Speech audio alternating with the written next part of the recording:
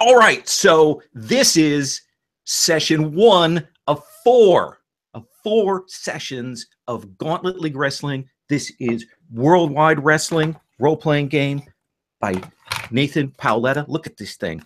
My pages are falling out. They're falling apart. Yeah. So this is what we're doing.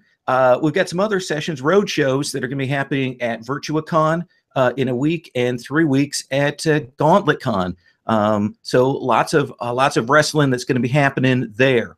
We're going to do some character creation, heat mapping. We're going to do some wrestling. I'm going to talk a little bit about how the game plays generally here before we get started. This is part of the Gauntlet Hangouts, and we use the X card as a safety tool. You can either send me a message or do this. Often that's for problematic content, for tone, things like this. This is wrestling. So that's my tone warning before we get started. There are some horrible things. If you go back and watch, you watch the crotch chops and beyond of the early 2000s. So we may hit that stuff. We're gonna try and stay within tone and not go too off color here, but we will work on that. So yeah, and we can't crotch chop because we'll get a cease and desist from WWE. They apparently are doing that to wrestlers right now. I think the Young Bucks got sued for that or something. So, and for their hand sign. Long story, weird wrestling trivia stuff. Anyway, we're going to get started here. And what I want to do is I'm going to turn and look at what people have. And we're going to do the character, take a look at that. It looks like Tony, looks like you're going with the Foreigner. Mm-hmm. Okay. Heel. Okay. Do you have any questions about those stats? Yeah, only a little. I'm familiar with this style of PbtA game. So I think the main thing, I think actually after reading them over, they all kind of make sense. If work equals like actually doing the wrestling stuff, Mm-hmm. That's the one I had questions on because it doesn't seem like it's as featured in the move list. Yeah. See, that tends to be one that falls in the standard. If you have a particular move in your playbook that it goes with, but it is one of the choices for wrestling. So the wrestling move has a couple of different ways that it can go off. When you describe what you're doing, if you're describing you're just executing a difficult, demanding, or dangerous maneuver that showcases your technical ability, you're going to be rolling work. But that's one of those things on that wrestling move that you have a choice of stats depending on what you're doing. So it's not used as much as some other things, but it is important if you picture your character as a technical wrestler. Okay. All right. Okay. I might rethink then where I put my plus one. Thanks. Yeah. Real is the one that is used to actually do legit harm, that kind of thing, and to get serious about stuff.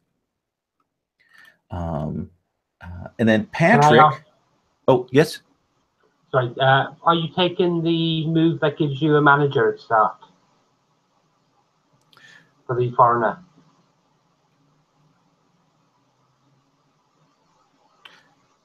I think Tony's still looking at the moves there. I don't think I'm going to go, probably not going to do a manager move. I didn't even really know that level of complexity. So. Yeah, and here, let me say another thing about that in terms of this. Well, this is session 1. If at the end of this session you're like, geez, this move doesn't make sense in terms of what my character's doing, or I didn't dig it, you're welcome to change those out between sessions. I don't want to penalize people after the first session if it's something that you're like, okay, doesn't look like that's going to go with play. It looks like, Patrick, you're doing a cultural champion. Okay. And sorry, finding mute buttons. Yes. No. Okay. Do you have any questions about that? Are you going with Technico and Rudo, or do you want me to default back to babyface and heel? No, if you are of that, you can choose to use the Technico or Rudo move for that. I don't understand what that means. Okay, so what it is some of the wrestlers who work with Lucha Libre, they essentially luchadors, Lucha Libre, they have a different version of face and heel. In the wrestling, it functions a little bit differently. It's less about good guy, bad guy, and more about certain kinds of styles and presentation there. How do we resolve heat then with a face and heel? A Technico counts as a baby face and a Rudo counts as a heel for heat mapping. Okay. Yeah. Basically what it is there are slightly different rules that they have. They don't have the same face or heel move, but they're essentially equivalent. It comes down to being, I think, more about like technical prowess and like honor and respect than it does standing up for good things or standing up for bad things. Right. Garrett, are you cool? You have a sense of where you're at there? What are you thinking here? I see you're doing the clown. Yes, I want to be a clown. Fair enough. And I have played wrestling, the standard game before. Okay. I feel comfortable. Okay. Most of the stuff. All right. Do you have any questions about any of your moves under the clown? I was strongly considering the carry a celebrity through a segment. However, I have the feeling that we have enough celebrities among us. So I actively decided not to take that one, to not bring even more stuff in there. But if you like to have that, I'm very happy to take it in my next advance. No, you take it. Yeah. Pick the ones you want to start with, and we'll go with that. All right, cool. So for everyone at home, and as a refresher for people who haven't played or have played, and it's been a while, Worldwide Wrestling works like this. Generally, we book a match. A couple of players are going to be going into that. Usually they get to cut promos and talk about their opponents and generate excitement then. And they're trying to generate a couple of things. One is they want to generate momentum. Momentum is a currency that can be spent on rolls after you've rolled to boost them up. It's also a currency that is spent to interrupt. If someone else has control of your match and you want to take control of it, you can spend a momentum to take it. And it's also used to power the heel and babyface, Technico, and Rudo moves. So momentum is really important. You can generate it throughout the session by doing good promos, by working the crowd, all of those kinds of things. So it's a currency. It goes away at the end of a session. Depending on your starting audience, that will determine how much momentum you start with at the beginning of a session. The next thing is the concept of heat. You will have a heat value with other wrestlers that will go up. You want that value to rise. It can go up during a match. It can go up beforehand. There are several different mechanisms to raise it up. If you do a match and you are able to wrestle with somebody that you have 4 heat with, that's going to raise your audience. And essentially that can happen once per session. You can get that per match, you can get that audience boost. What you're going for is, and max heat is 4. What you're going for is you're trying to get your audience up to +4. Because when your audience gets to +4, you are the top dog.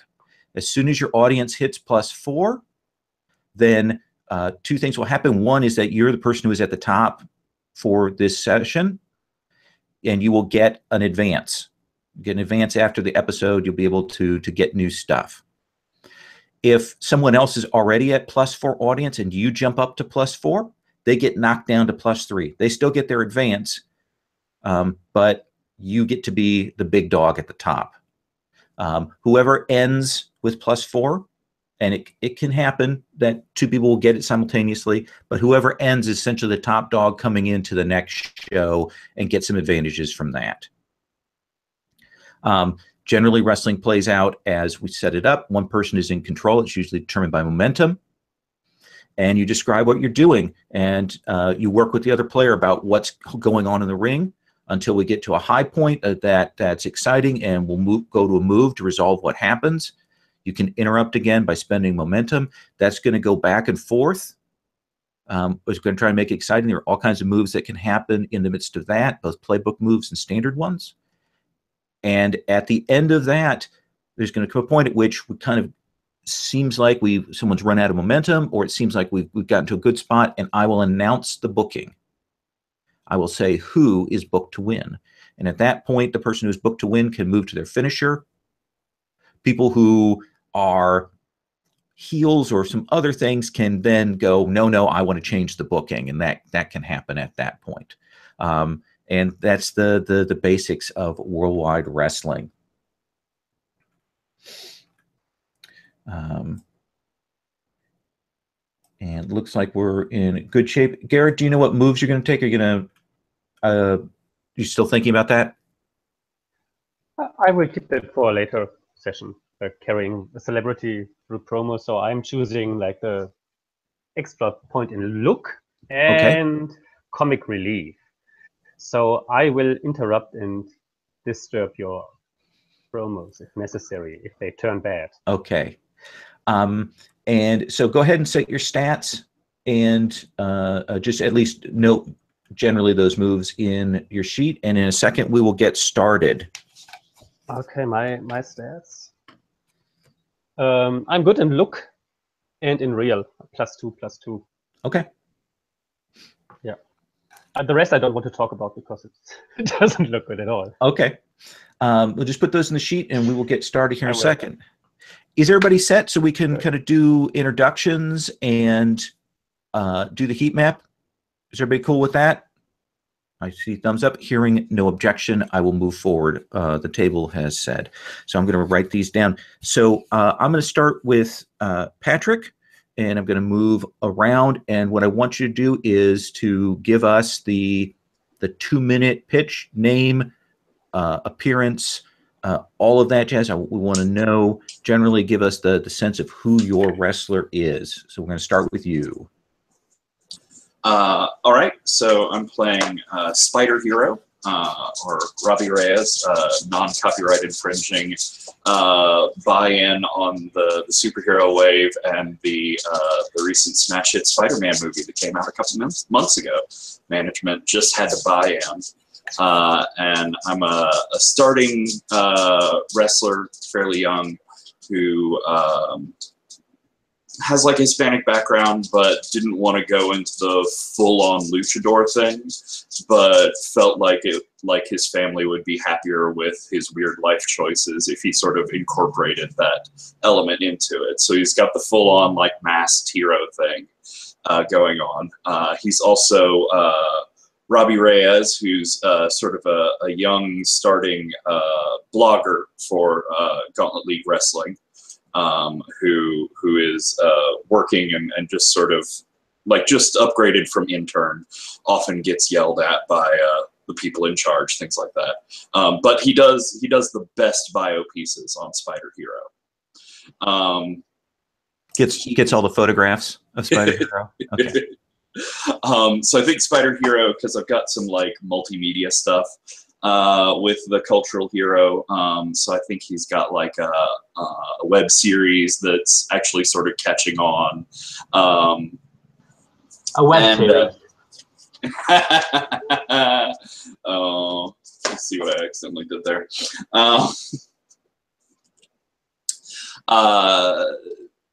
Yeah, that's basically it. Okay. He's there to cash in on a wave without paying, exorbitant Disney copyright rights. So describe to us your outfit. What do you look like? So it's basically like if you went to a knockoff Halloween store and found the non-copyright infringing Spider-Man outfit. It's like that. It's sort of your basic Spider-Man patterning, but with like lime green and fuchsia. And it's written right across the chest. Instead of a big spider emblem, it's just written Spider Hero. And he, from your description, he doesn't come from a family lucha tradition. This is him kind of turning and being the first one to start this up in his family. Yeah, I think maybe he's got some like third cousins or something that are doing actual lucha stuff. But no, he definitely doesn't have the actual training. He would love to be better at wrestling than he is, but he's much better at like camera stage fighting. So he still has a problem of punching about 2 inches away from someone sometimes. But he's really engaging when he gets up there and like calls out villains and stuff. Perfect. Thank you. Next, Rich, can you please tell us about the analyst? Be happy to. I am playing Andrew, the analyst Thompson, who is he rose from the cubicle farms of corporate America, threw on tights because his big data shows that he can dominate the wrestling world. Really, he's a game changer. He can disrupt the wrestling industry. Disruption, because he can think outside the box and really bring a paradigm shift to all of Gauntlet League Wrestling. It's all about synergy, really. And he's got the value add that he will add to the mat.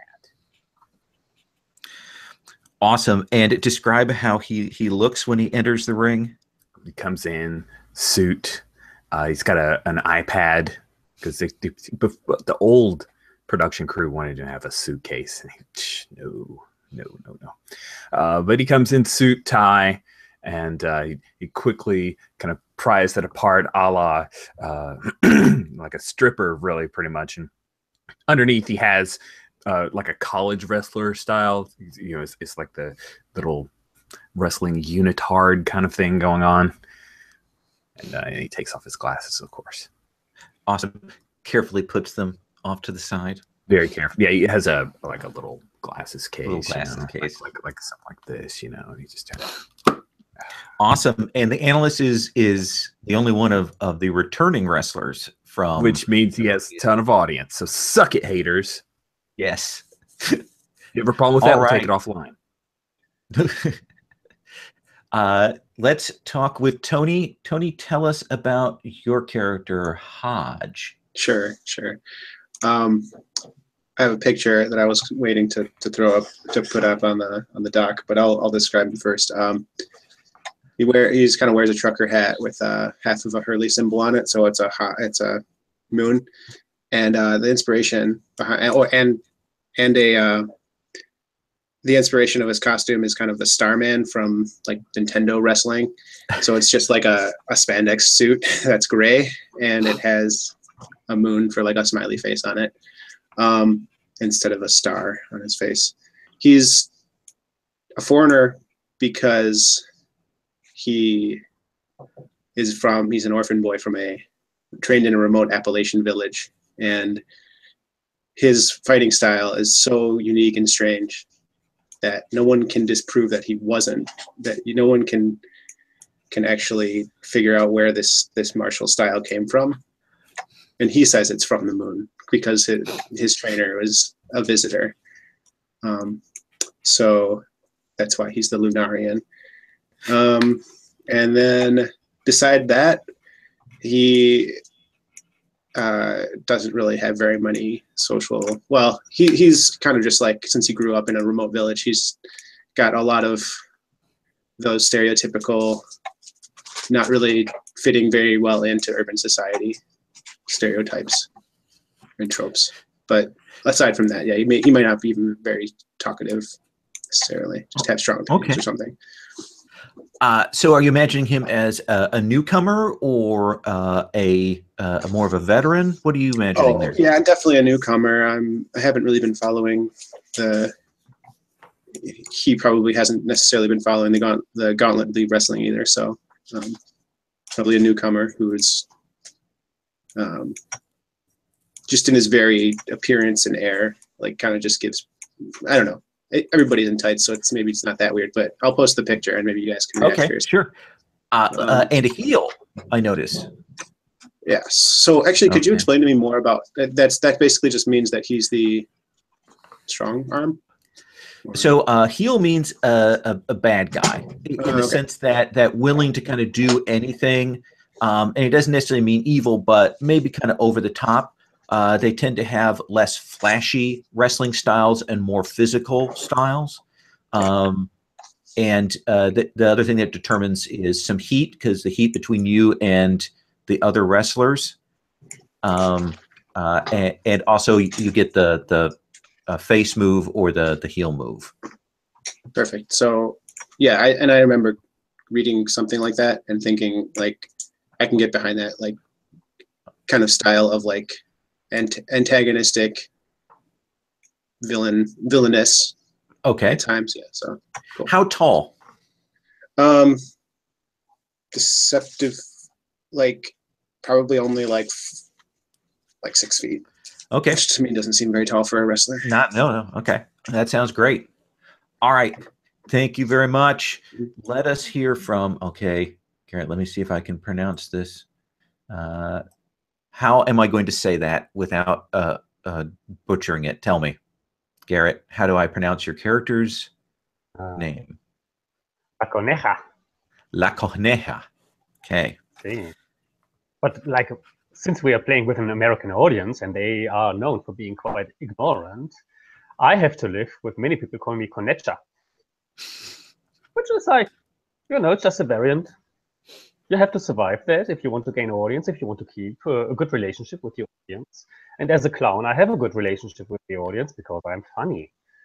I'm supposed to be funny. So La Coneja is a woman. And I like wrestling since I'm a young girl, and I knew I want to become a wrestler. And the only option they gave me was becoming like a sidekick and the fun part. And I wrestled my way up to become a serious wrestler, and here I am. I hope everybody takes me serious. Otherwise, if you look at my costume, then you can see that I also played Nintendo as a kid, and I saw in Street Fighters, I saw Vega. That's like a torero, and that is my gimmick. I have like a torero because the other wrestlers to me are like bulls who just need to get provoked into stupid action, which lets them look even funnier than I am. So that's the way I wrestle. But because I also like the management also wanted to have like a better grip on this new kind of audience, a new generation of wrestling fans who played Nintendo and Sega in the past. I also have to play a lot like with video games and how much I love retro games. And when I enter the stage, I jump around like Super Mario on mushrooms. And you can take that literally or in any other way, being on mushrooms. So that's how I enter the stage. So you're imagining that she's relatively new to Gauntlet, but she came up through other leagues down Mexico, Latin America, that kind of thing? Yes, yeah. And the whole gimmick is catered into the direction to get also this audience, because Lucha Libre is a big thing there, but American wrestling is somehow where the real economic power is. Awesome. I love it. Gerwin, please tell us about Anon. Okay, I'm playing a masked vigilante, not so much a wrestler as someone who is not sanctioned by the management in any way, shape, or form. And the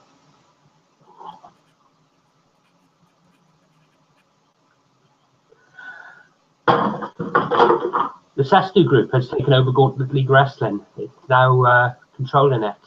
And over the last few seasons, it's been, should we say, using and abusing some younger wrestlers.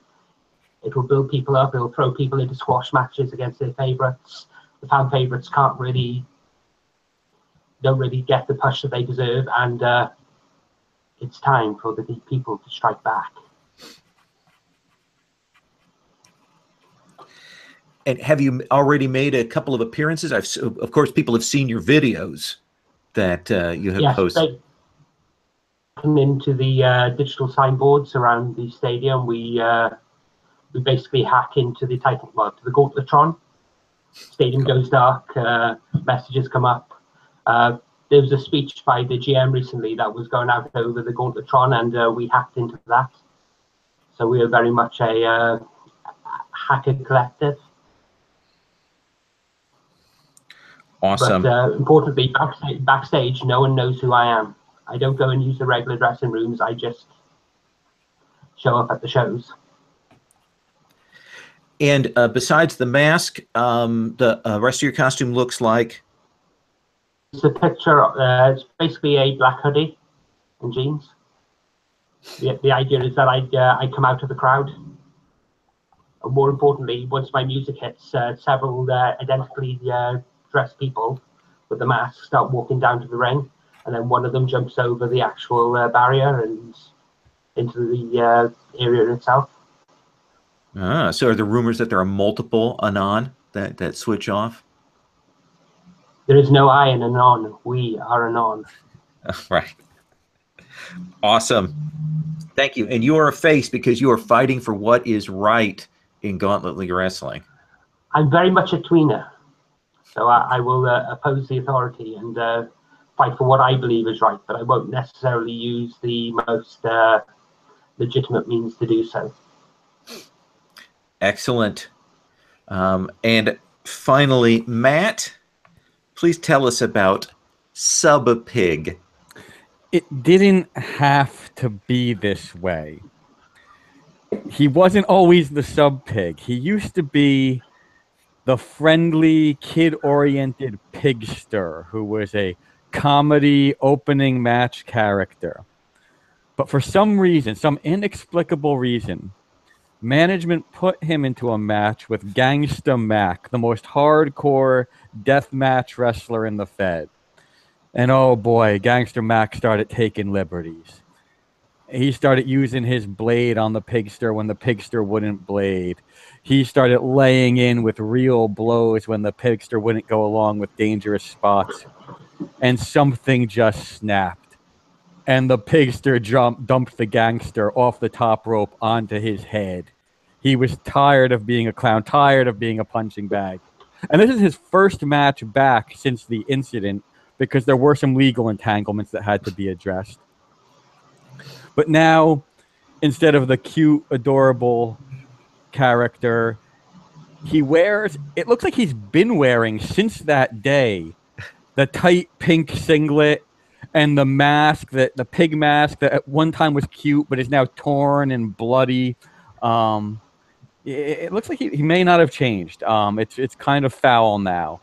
And he's probably only here because the dirt sheets gravitated towards his shoot attack on the gangster. And there's so much interest that if he was fired for what he did, another federation would probably pick him up and capitalize on that publicity. Yeah, Bleakwood behind the scenes had a lot of discussions, a lot of arguments in the writers' room about whether to bring Sub-Pig back. Big guy, little guy? He's a big guy, but not by any means a bodybuilder. He looks like somebody that works at a loading dock, probably 6'2", 280-ish. Again, not toned, but thick. More Dusty Rhodes kind of yeah. figure. Okay. Awesome. What we're going to do now is we're going to go through and we're going to do the heat questions. We're going to do those in the same order as I just went through people. You'll have on your sheet several questions. We're going to work through all of those on your sheet to generate that. I'm going to record that on my heat map. And the way we usually do this is you'll read off what your heat question is. If it's obvious that it's somebody, you can say that and offer it to them, or somebody can say, "Ooh, I think that's me," and we'll get that recorded. And when you do that, when you have someone answer that question, you will record on your sheet +1 heat. They don't record it, you record it. And so it can be asymmetrical heat that you have with other wrestlers. Patrick, I'm going to put you on the spot here, Spider Hero, and make you work through your heat questions first. So, quick question. Yes. It says ask one heat question per other player, but there's only 4 heat questions. Are we stopping at 4 or coming up with a 5th? We are stopping at 4. Cool. So my first one is who was instrumental to my early success? When Spider Hero first came out in this ridiculous costume and not being actually a particularly great wrestler, who actually made me look good and played up my story some. I'm willing to be that. Okay. Okay. Because then I can also figure out one of them. So you think you just did some matches that really featured, made me look good, or what? Did you talk me up? Yeah, we would have been a tag team, and I was about to build you up. Yeah. Okay, I like tag team. Nice. All right, Nice. cool. I have a similar question. All right. All right. And then your next one? Here with my new wrestler just into the company here, who wants me to just retire already?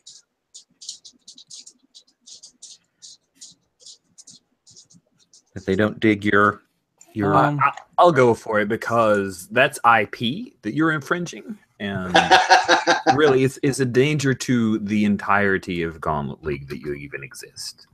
Disney is a huge corporation. It's not worth the financial risk. Yeah. I have a move that I'm working on just for you. It's called the cease and desist.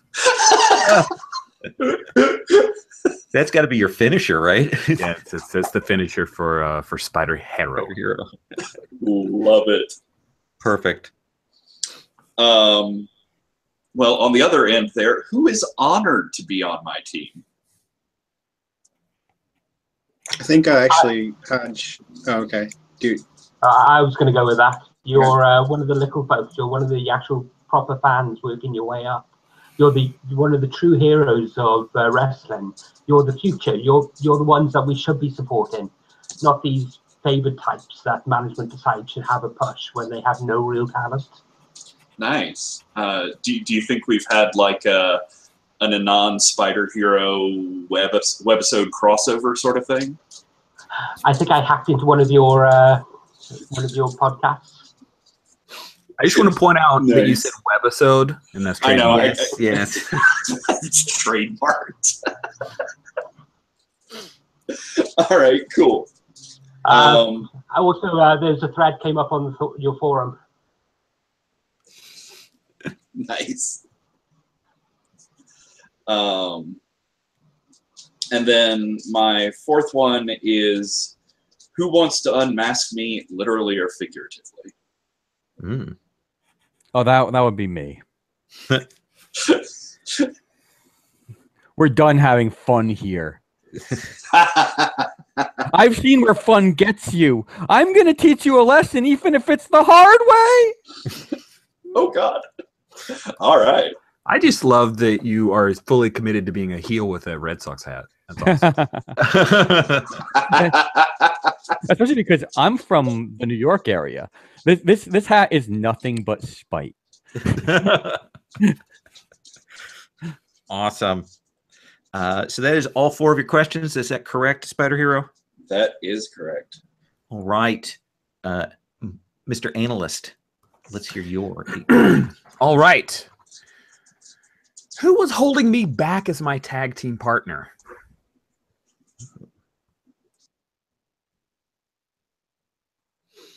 Wow, none of you are up to the level. I could have been your tag team partner and hold you back. Hodge doesn't understand the I guess the strategy that you played out for him. I put it in pie charts, Lunarian. Yeah, right, and I should understand pie charts because they're circular, but I interpreted it wrong, and what I did was I kind of went in guns blazing when you told me I should have, played it a little differently. So I think there was a miscommunication, and that's what ended up All right. So, sullying, and our course ended up being completely. I don't know. Give me a little more here about how you would have done it. Let me see. Yeah. Well, in any case, I guess I went in guns blazing when you were playing more of a long game, and I just didn't see that. Yeah. The analyst style is usually to pick a weakness in his opponent, usually through a great deal of study. So as a technical wrestler, what he does is he'll go after an appendage and then just wear it down. So maybe you went with some high flying techniques, acrobatics or something. counterposed my ultimate plan. Sounds good. All right, awesome. Do we win the match or do we lose the match? Oh, I think we won the match anyway. Awesome. I'm still pissed though because you didn't follow. Yes. Did you have a segment afterwards where you actually did a proper letter of termination? Oh, yeah. Of course. Yeah, we had an after action meeting, a little post-mortem where I broke it down. Okay. Who's trying to learn by watching me in the ring? All of you, of course, but who wants the heat? I want the heat. You could use it. Okay. I want to learn from you. Because you're so ridiculous. Clown can learn from that. Ridiculous. Oh. Interesting. Ridiculous. I see actual wrestling is ridiculous to someone who is ridiculous. That seems reciprocal, but that's all right. Who is jealous of my many skills? I am a technician. And I do have a 2 work, which means I'm actually quite good at doing wrestling moves. I think I am actually. I have a -2 work, and Ooh, I'm used to I'm used to looking great on camera, and I get out there in the live thing, and there's not like cuts and fancy angles and stunt doubles, and oh shit, I have to do all this myself. Nice. That's adorable. Cool. I will add a heat with you there, Spider Hero. We got 2 heat. That's gorgeous. And the last is, who's trying to teach me to be more of an entertainer, which is good because I have -1 look. I'm really not good at entertaining. No, that would be me. But my definition of entertainment might be a little warped. Awesome.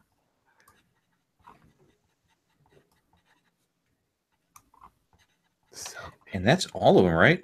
That is all. Okay.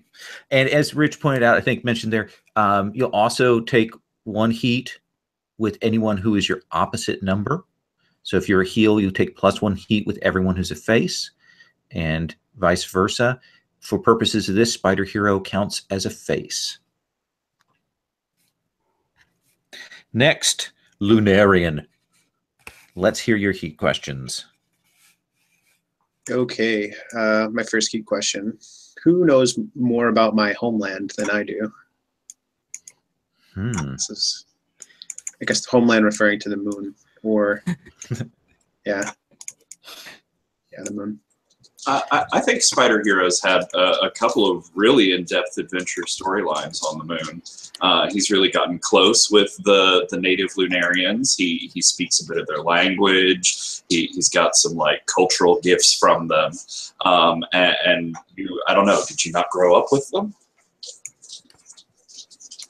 No, I mean, I grew up here and I was taught by, so I maybe brought here by my parents that are from the moon, and left abandoned, perhaps. But no, that makes sense. Okay. Yeah, got some interesting storylines that Spider Hero actually has closer connections to your established homeland. Okay. Various alien symbiotes that started on the moon. Yeah. He went to see the Watcher, all that. Okay, so my next heat question is, who would get the biggest boost from beating me?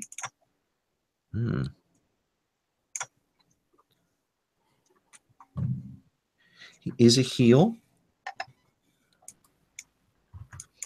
I mean, it seems like maybe since we were partners that I might get a boost from beating you, just by proving that my style was superior to your style. Mm-hmm. Oh, nice. Yeah.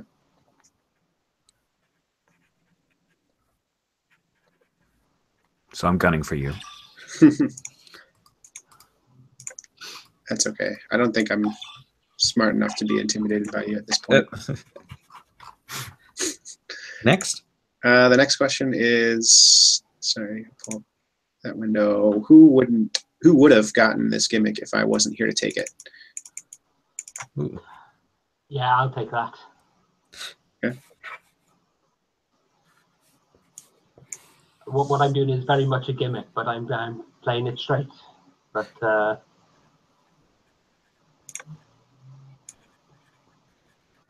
Yeah, you're both relatively new, so it makes sense. Yeah, and you could be from anywhere because you're an yeah. Cool. The last one. Sorry, that window keeps like going That's okay. behind everything. Who did I first throw through a symbol of my homeland to establish my character? That must have been me. Can you say it again? Throw through a symbol of your home. Yeah, so I imagine Oh. like an actual A like moon cheese. Moon pie to the face. moon pies. Yeah. Yeah, I get thrown around a lot. M-O-O-N. Perfect. Cool. All right. La Coneja. All right. So one we have already, I think. Who was my tag team partner before I found my true niche? That must have been Spider Hero, Okay. because I was supposed to build him up. And Yeah. I think maybe in our tag team, because what's your work look like? my work, my gimmick, What's your work stat? my worst stat is power. I'm -2. What's your work stat? My work stat with -1. Okay. Well, you're still a little bit better than me, but yeah, I think it was just like a shambles, the two of us trying to do technical, actual wrestling together. And, That's why that's why I was supposed to work with you, because not letting you look that bad. I see. and so yeah, I think you found that in the ridiculousness and failing for laughs, you found a real path. Yes. So now comes the most important question. Who thinks I'm a waste of a roster slot? Oh, that's me. That's absolutely me. Yeah. You got no tolerance for this funny stuff anymore. Oh, yes, and wait for the moment when I make fun of you. Excellent. For my example. But then we... And now something about like somebody who actually believes in me somehow. Who thinks my in-ring talent is being wasted in my clown role? Ding, ding, ding, ding, ding, ding, Who thinks ding. that I have more talent? Okay. Yes. Yes. I think you've been given a gimmick that's designed to bury you, and you've got so much more potential. Oh, that could be the beginning of a relationship, yes. The last one. Who is asking me for tips to add something fresh to their act? Something new. That sees like all this innovation. I mean, I think the Moon Boy, aren't you the most boring gimmick here? Come on. Yeah, I probably would be asking you for tips, but that's not because I'm bored. It's not because I think I'm boring. It's because my family says that I'm boring to watch when I call them on the phone. They say, you only have one gimmick, it's the moon, and you make circular motions with your hand, and that trucker hat is terrible. So yeah, they are. All right. Their feedback has spurred me to look to you for advice. Some stuff. But also, since I've thrown you through a paper mache moon, maybe that's why they've. That I look to you for advice. Great time, but we can't do that again. Sorry. Yeah. All right. Anon. Okay. First up, who did I have to kick the shit out of to show how badass I am? Well, that would be me, because in my former life, that was always the spot they put me in. Okay. Perfect. Okay. The next one.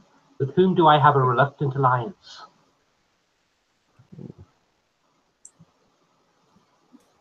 I think that could be me. Okay. I think maybe in our first sort of crossovers, especially online, you hacked into my feed. You're very confrontational. So I think we had the sort of meeting heroes trope of we mistook each other for villains. We got into a fight for a while, but I think I've come around to see the purpose of your mission there. I really respect that. Okay, yeah, I'm good with that. Now, I think I know who's going to answer this one straight away, but who do I think is a slave to management? Probably be Not you. me, or it could be Corneja. Your choice. No, it's not my choice. It's your guy's choice. But we can't agree. We need to wrestle first. Or we could just roll dice. Which is the same in this game. No, go ahead and take it. That's cool. I take it, yeah. Okay. And finally, who wishes they were as cool as me?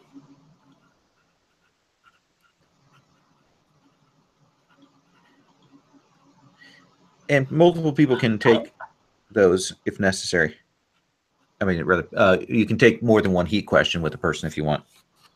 You know, I'll take that. Because I don't want to be the freakish misfit that I have become. I wish I was admired. And yet you're on this deadly road. All right. I think that's all of your questions, Anon.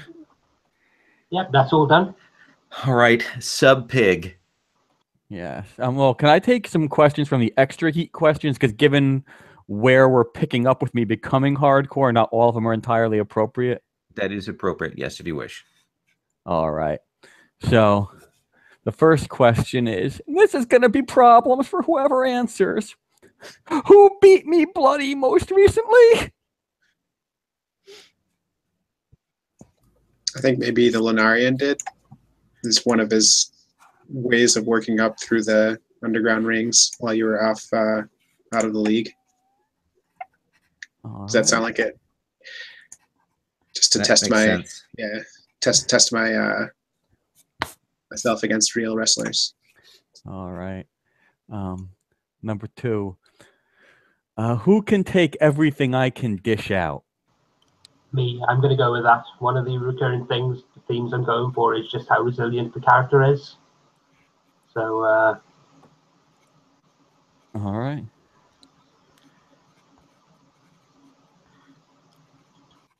Okay.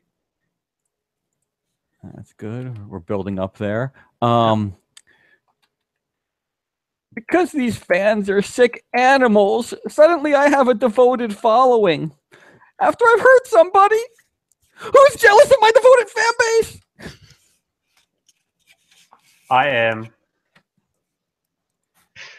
You're such a... It's like an animal farm, your fan base. Okay, and that's then... I'm quite jealous. You have a fan base. Extra heat questions.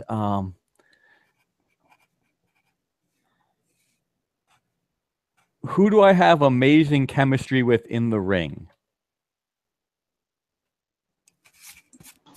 I think that's Spider Hero. Like, we look really good beating each other up.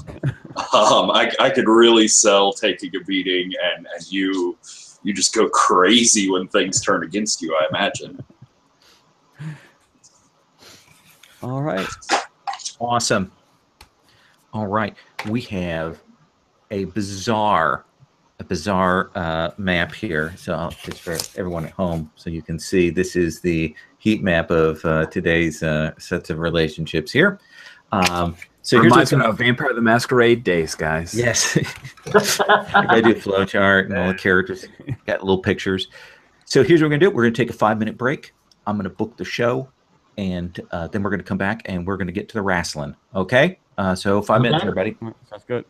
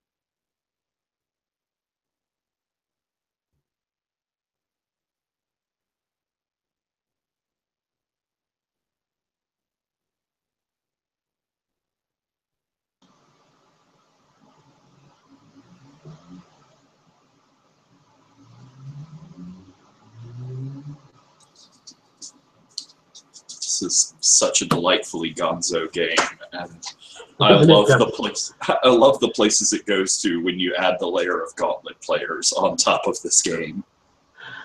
I can't get over how many masked wrestlers we've got this time round.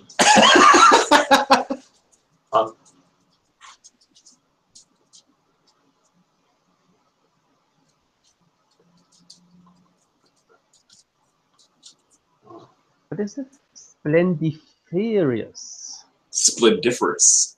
Splendiferous. Sort of a made-up-y word. It's a mixture of, yeah. Yeah, but it's a play off of a lot of the different like Spider-Man titles. It's like spliffy and inferior, right? Yeah, got that. Yeah, good. Sure, go with that. Out of curiosity, how are you guys actually doing the title bars?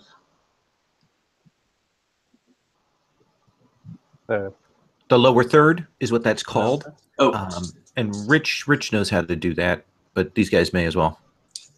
Rich has a nice template for doing it that he can share, but basically you just come up with an image that's the size of the screen but clear for most of it. And then over on the side there's the Hangout toolbox, which if you click on it you can upload an overlay and then use the toggle switch to put the overlay up. But Rich is, I don't want to speak for him, but he's generally pretty quick and kind about doing them. While I was working on mine, he actually made one for him as well. So if you poke in, he might put one together for you. It's okay. I've got access to him. Just need to play around with it. Just didn't know we could do it. Yeah. Always It's a lot like a of dice stream before that.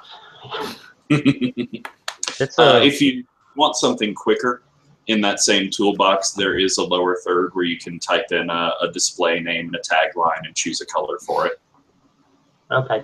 Would it actually allow us to record a momentum down there? Ah, yes. Yeah. If you constantly updated it and refreshed it, yeah. Okay.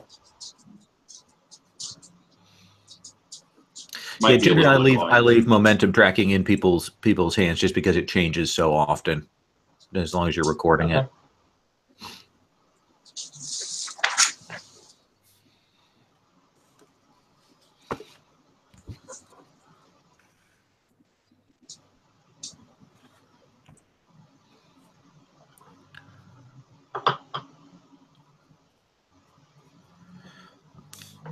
And then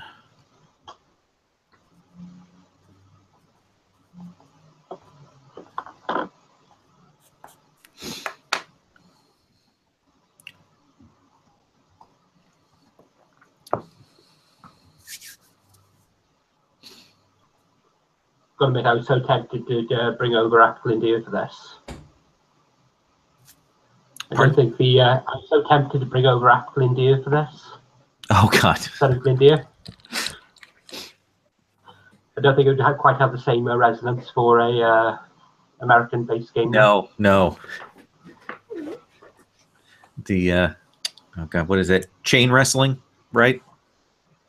Yeah. It's not so much that, but a Welshman mad at Englishman doesn't really do that well in America. Yeah. Sort of loses focus. All right. So I'm about to get started here. And we have some matches on the table. I'm going to do some setup for that. Generally how it's going to work, at least for this session, is I'm going to announce the matches. I'm going to give people a chance to cut a promo. We'll get to the ring. We'll decide who has control. We'll play that out. We'll have a chance to do some afterwards. While the wrestling is going on, one person gets to be essentially the color commentator. And we'll decide who's going to do that during each match. The person who is the color commentator gets to literally do color commentary in between things, kind of break up the sequences and the segments. And the other thing that the color commentator can do is they can put over a wrestler, and essentially they can put over a wrestler once each session, and that means pushing them up to the next level of success. So if they ended up at a terrible 6 or less, then they can go up to that next level up. Yeah. So that's how that works. So tonight we're starting from Gauntlet League Wrestling, and we're here in Atlanta. Atlanta, one of the heartlands of old style regional wrestling. And we're coming from one of the rented stadiums and showcases that Gauntlet League Wrestling has, and it's hot. It's unseasonably hot here. The air conditioning isn't working particularly well, and so the stadiums, they've got butts in a lot of the seats, but maybe not as many as they want. Merch is down a little. They've had a really slow summer, and so there's some nervousness back in the back room. As you may know, Jeffrey Bleakwood has moved into the position of sort of behind-the-scenes owner-manager. He is the person who is kind of calling the shots behind the scenes. And that's created some tension with the sort of face of Gauntlet League Wrestling's management, Wolf Backhouse. He's sort of the person who's out there. There's a lot of him going back and forth, arguing about that. There's a lot of questions about what's going on. But as this particular show starts out, we've got, several sort of lower card things. What everyone in the locker room will hear, and it takes a bit for this to kind of circulate around. The current champion, the belt holder, is the Dingo. He's the one who has the MC belt, and he's the champion for Gauntlet League Wrestling. And you will hear that he is a no-show for the show tonight. And apparently they are running around trying to figure out what's going on, and they're rearranging the schedule, and it's not clear why that is. I'm not sure what's happening. But our first match, essentially, we're going to have a match between the Sub Pig and Anon. And then we're going to have a tag team match that's going to be Spider Hero and La Conejo against Lunarian and the Analyst. And then I know since they want to do a revival, they want to see what tag teams work, so they're gonna put them back into the ring. People that have wrestled together, they want to get that excitement going, see what kind of heat they can build up. I know you might be a little irritated, Analyst, but Wolf Backhouse says what's good for the show is good for everyone, right? We'll put a pin in that. Circle back later. I'll parking lot this discussion. Fair enough. And then, depending on our time, we will probably have a regal wrangle with everybody just to kind of wrap the show up there. And that's essentially a one person in the ring, two persons, and new people enter at overtime. There's some special match rules for that. But that's what we're going to do. So we're going to start out with Sub Pig and Anon. And so we start Anon. When the show opens, I think we're going to start with you. If you want to cut your promo, describe what we see when the show opens from Anon. I need to turn off mute. Okay, so stand up. The national people start to sing the national anthem. Everything goes on, then the stadium goes dark. Right in the middle of the national anthem. There's a lot of gasps there. The Gauntletron flashes on, and this is actually a camera backstage. And cuts in, there's a man in a hoodie, a mask. How many people have you hurt? How many wrestlers' careers have you ended? How many will you seek to end going forward? You won't get the opportunity. Sub Pig, you were once beloved by the fans. Parents gave out figurines of you to their children. Those parents no longer buy toys of you. They're scared to show you to their children. And rightly so. Last year, you hurt someone who was beloved by the fans. Their career is over. You will pay for that. We are here. You won't see us, but we are here. Expect us. Awesome. So that's you cutting a promo. Got established our fight there. So let's go ahead and have you roll look. And that would be an 11. 11. All right. So yeah, people in the audience, they're still bothered by the whole cutting in on the national anthem, but they're kind of psyched because this is the first time Sub Pig has been back since that incident. And that incident, the package for that incident has been playing for weeks now, as they've kind of gotten that excitement. So you're going to get one momentum, and then you get to pick one from the 7 to 9 list there on cut a promo. What would you like? I'd like to add the stipulations. Falls count anywhere. Ooh, falls count anywhere. Okay, that sounds good. All right, Sub Pig, what do you suppose is the cut to you? Is it an interview? Is there a package? What do we see of you? It's an interview. They kind of got him backstage by the catering area, and they're putting a camera in his face as he's kind of walking in, and they want his response to what just happened. Victoria Onyx is there. She's got her little microphone. She's she's very short. She's trying to get that mic up to talk to you. And he looks in the camera. You say I was beloved? Well, how beloved was I when I was in the ring with the gangster and he was hurting me? He was hurting me! And they weren't saying, go Pigster, go Pigster. They were saying, gangster's gonna kill you. And I realized I wasn't a hero to them. I wasn't even a person to them. I wasn't even an animal to them. I wasn't an animal. But you're the animals. The interview's over. And he just puts a claw right in the interviewer's face, and the camera goes black as he's flailing around. Can I cut in there slightly? Sure. I wrote your promo, but we'll actually start the fight as the cameraman takes the camera and smacks you in the head with it. Oh, okay. So let's roll the cut a promo. All right. Now where did my dice roller go? Here we are. So that is 2d6. Did that go through? Yeah, so you've got a 9 standing. But that is going to be modified negatively. Right, because my look is actually 0. So I got a 9. Okay.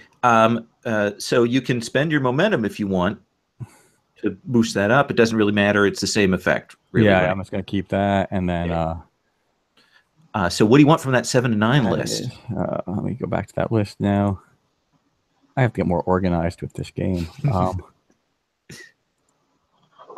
Where did that thing go? It's also on the tabs. Yeah, that's what I'm looking for right now. So the basic moves, cut a promo. I'm going to take 1 heat with the subject of my promo. Okay, actually with the fans. So I guess we'll say it's directed towards a non, because that's the match, right? That's perfect. All right. So before we cut in and have Anand do that, Rich, would you mind doing color commentary? You're kind of a vet of this. Do you mind? I will do my best. Okay. So Anand, there's that switch. The camera hits. We switch to another camera. Backstage, we see Victoria Onyx falling back, probably shrieking that security is getting her off. And the match starts out there. And is that cool with you, Subpig? Mm-hmm. Okay.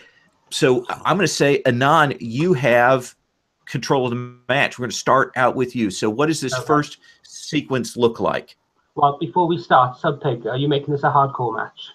Oh, yes. We will assume that all Subpig matches are hardcore matches. I assumed that was going to be the case. So yeah, right. I smack him with the camera. I throw it to one side, and I basically jump on top of him and just start pummeling him. Well, so bang, bang, bang, bang, bang, bang, bang. Okay. There's no real technique here. This is pure aggression. Okay, so that seems like this first sequence is you just trying to do that brutal force there. So worker power seems reasonable to me for that. This will be work. Okay.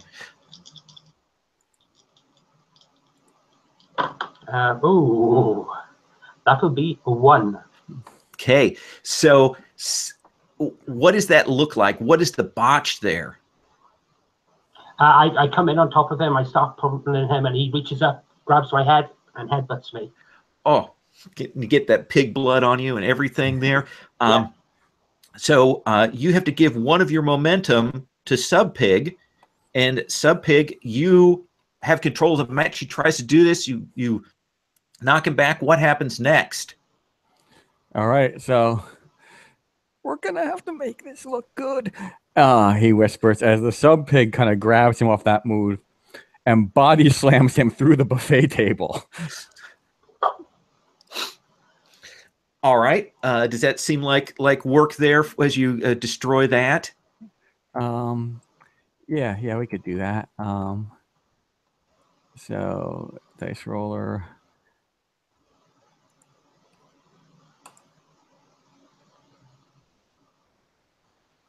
Oh, that is clear as mud. Did I not clear that? What's the problem? Yeah. Go ahead and so the trick is to choose the dice that you're going to use, select them, and then hit reroll selected. That way you don't have to make new dice every time. There you go. If you hit clear, everybody clears. All right. All right, so that would be a 5 for work. Okay. So it's not pretty. He headbutts and interrupts you. What happens that makes that just absolutely crap out, Sub Pig? Well, because we're fighting by this buffet table and we've already started brawling, stuff's been like spilling on the floor and we're slipping. And so we kind of sloppily fall as we go for that spot. And just like, both crash into the table.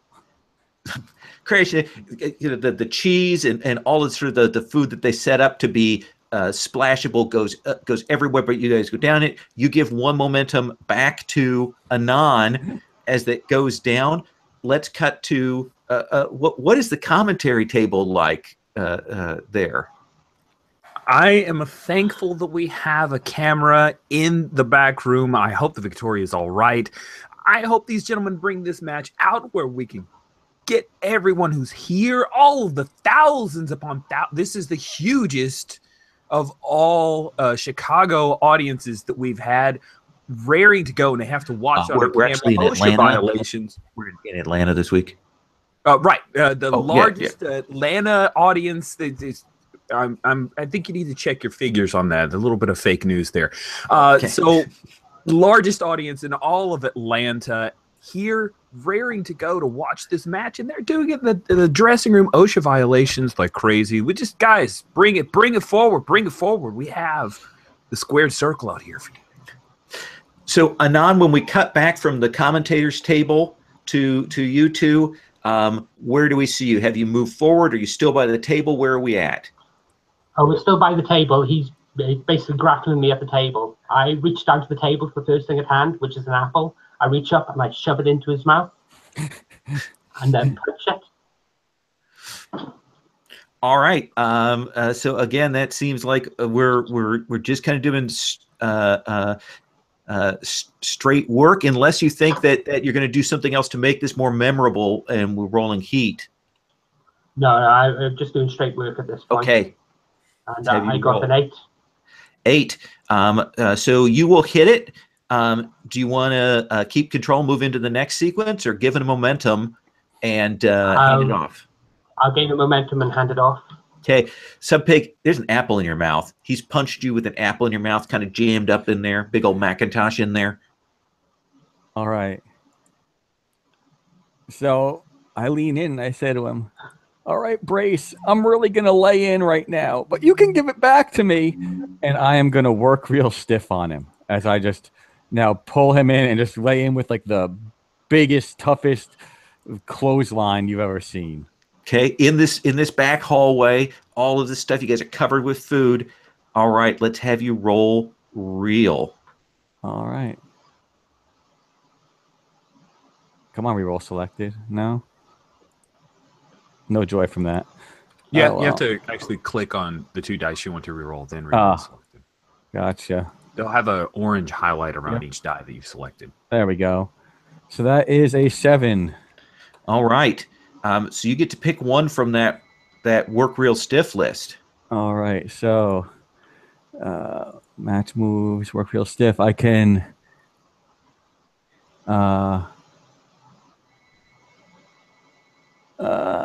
I'm going to injure my opponent. Okay. So So what is the injury? What happens here? You clothesline. We're in this hallway. People are legit worried here. I mean, that's like, and sorry, I didn't mean to hurt you, but I had to make it look good. It was just like it's the clothesline. You can tell it just knocked the holy hell out of him when I hit him with it. You know, he went ass over tea kettle onto the table. And it looks bad, right? Oh yeah. Okay. And he's probably like bleeding from the face, like legitimately. Blood dripping down from under the mask. And Yeah, pouring out from there. Well, it seems like maybe we'll be able to tell one of the Anons from the others. Nice. You still have control of the match, Sub Pig. You can look up and you see Wolf Backhouse is like out in the ring, getting out into the ring. All right, so then I would grab him and I'm smacking his head into the wall as I'm leading him out into the ring. And then, as we get there, the old, kind of Irish whip move that he, for some reason, rolls under the ropes when he hits the side of the ring. Awesome. And he's up in the ring. Are you okay, Anon, with that? Yep, I'm fine with that. Rolls up there. There's some blood on the mat now. And what do you do, Sub Pig? I can give control and take a momentum is how it works, right? Or is it? No, that would be if you rolled. We go for a wrestling move. So if you want to get up there and wrestle. Okay. Actually, I'll spend a momentum to interrupt. Okay, so you're on the mat. Sub Pig is coming up. And as he's getting into the ring, I put my hand out to the audience, and someone throws me a fire extinguisher. Fire extinguisher comes in, rolls over to you.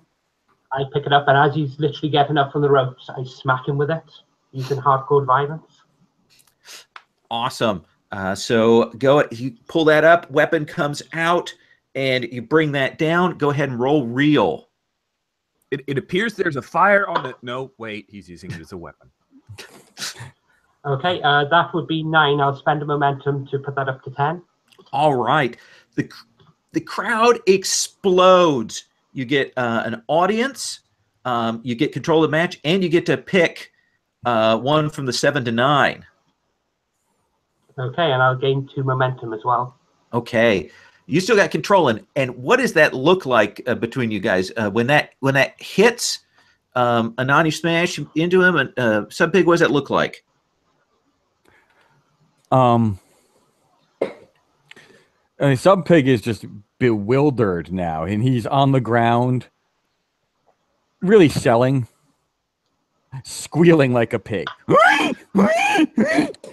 acting pained, kind of, getting just selling like a maniac. Okay, are you in the ring or outside the ring now? He would have probably rolled to the outside because he's just in a frenzy. So Anon, you've got Sub Pig down there. What's next?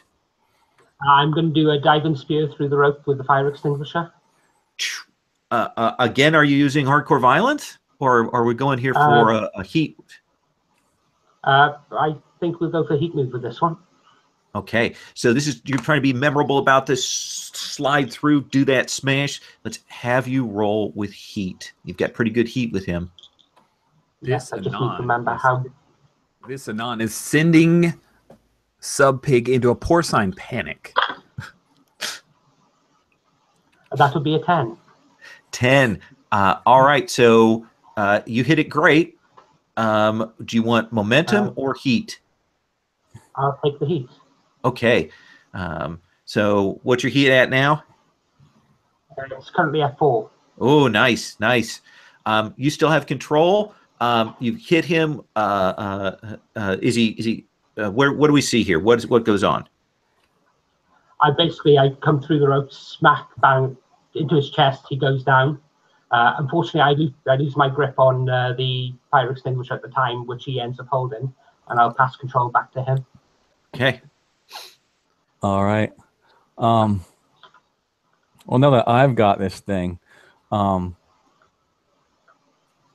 just gonna, kind of take it like they do, kind of sideways in both hands, and smack him in the head with it using hardcore violence. Okay. go ahead and roll real. All right, so that's an 8. Okay. The crowd pops. He's going to get control back, but you get to someone gets injured. You gain 2 momentum, or you gain a heat with your opponent. I will gain heat with my opponent. Back and forth of this fire extinguisher smashing through there. Anon kind of knocked back. You have control again. Okay. So he's going to... I knock back into the barrier. I look up. I basically told him, come on. And as he charges in, I basically body drop him over into the actual crowd. Ooh. All right.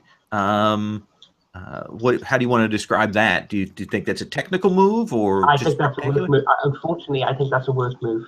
Okay, go ahead and roll work. That will be a 7. Okay, so you hit it well. You get to pick: keep control or take a momentum. I will keep control.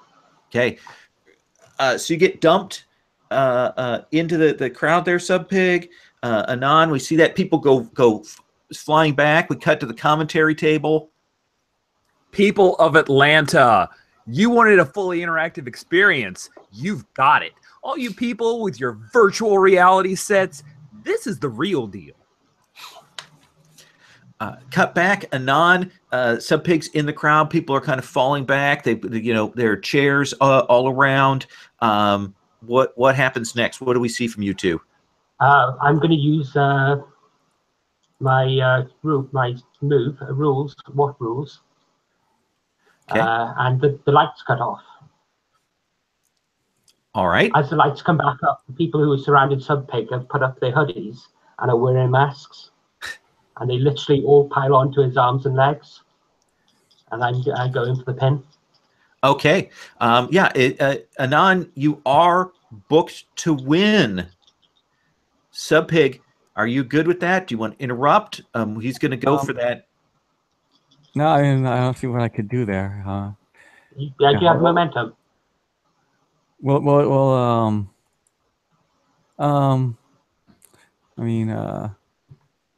if he's booked to win, we'll take that ending. Okay. I like that. All right. So to describe your finisher to me here. I basically, we lift him up. We start laying into him, left, right. I kick him in the stomach, and my finisher is basically Dirty Deeds, a double underhook DDT, which I do onto a chair in the... Ooh, that looks painful. Let's have you roll your finisher. Okay. I get a 9. I will spend a momentum to knock that up to 10. Okay. And I will give Subpig the audience for that. All right. Because my finisher allows me to choose who gets the audience. Okay. So let's cut to the commentary table as that DDT happens. Chair goes in. Subpig got surrounded by the crowd of Anonymous. This is by far the most bizarre match that we have ever had here in Atlanta. People, you should be thankful for this very abnormal, bizarre, and extremely illegal match that you get to witness. And there we kind of cut to the people getting cleared away. What's the last we see of Anonymous here in this sequence? We all all of us walk into the ring. So about 8 people, all dressed identical. I hold my hand up for the mic. Mic gets thrown.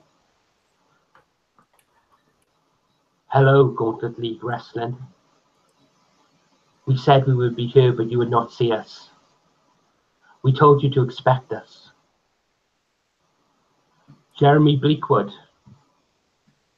expect us again. Nice. And I'm effectively I'm trying to cut a promo Sure, on. That sounds perfect. And that would be an 8. Okay. Do you want momentum or heat? I'd like to gain heat with Bleakwood if I could.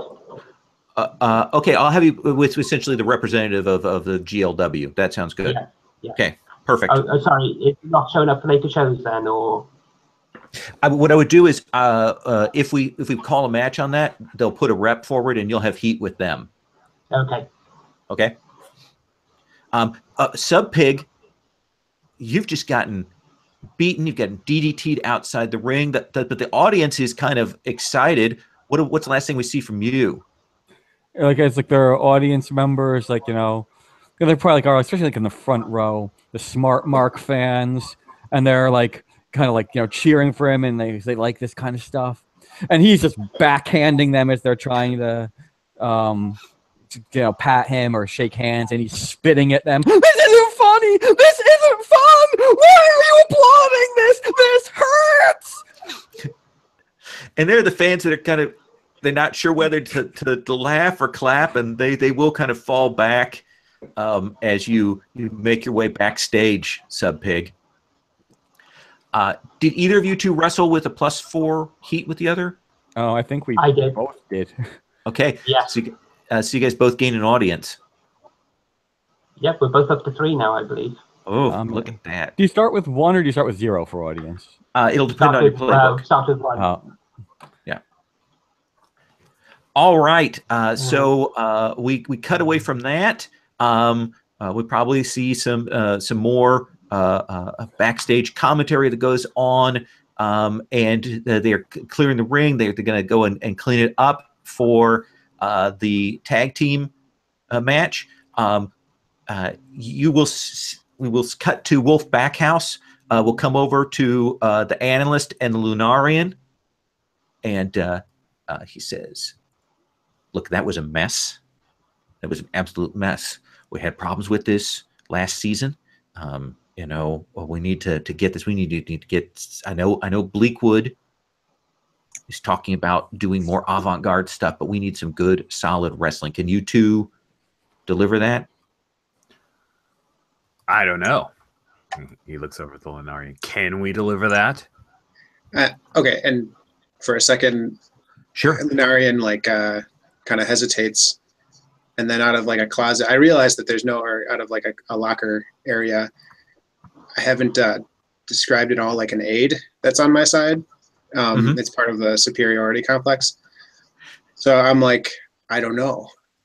Can we do this? And I kind of turn to the side, and there's a guy in like robes that like you guys can only see like 2 maybe blue eyes through the shade of the robes. And I look back and I say, yeah, I think we can do this. But you call, and I look at the analyst and I say, whatever you say, boss. Okay. Good. Sounds like we got good chemistry. All right. Good. So we're going to cut from that to our backstage interviews. We'll do these separately before we bring you two together. But let's start with our face team in the tag team match. We got Spider Hero and La Conejo. And then we'll come back to our heel team. Matt, do you mind doing commentary on this one? Sure. Okay. So let's start with La Conejo.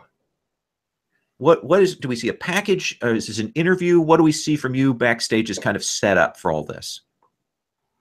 I have done some video footage in the afternoon, like before the match. I walk through Atlanta and like you see a crowd cheering at me. Well, it's cut together from like scenes from the local sports team. Not actually me, but I pretend that it's me. It's supposed to be a bit ridiculous and a little bit funny because I like ridiculous. Actually, I also like the analyst because he's so ridiculous. Just to mention again. So yeah, and I walk through the city and visit all the important buildings. You can see me like on the big skyscraper, seeing the skyline. I'm a fan of the city. Tonight I will fight for you, Atlanta. That's what I say in my final words. That sounds like cheap heat. So you just take a momentum. Oh. Lost you there.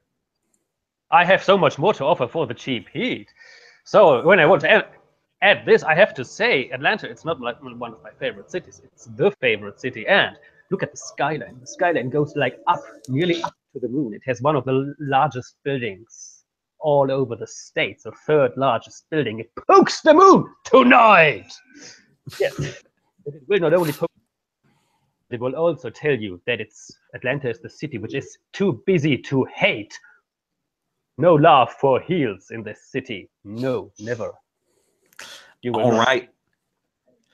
Let's have you roll look. It sounds like you're cutting a promo there. I'm cutting a promo here. Yes. My dice stream, because I was not active in it any for long. Here we go. Bum, bum, bum. Bum, bum, bum. Here we go. So, La Coneja. That's the first dice roll. Let's see. And it goes. It's Ooh. 10 plus 2, 12. A 12. So this is actually a seriously awesome promo that gets cut here. So you're going to connect with the audience. You get a momentum, and you get to pick one from the list.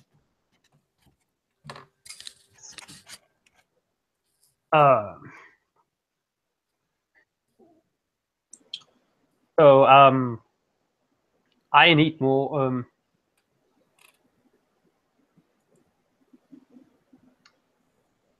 I have a little stipulation here on the match.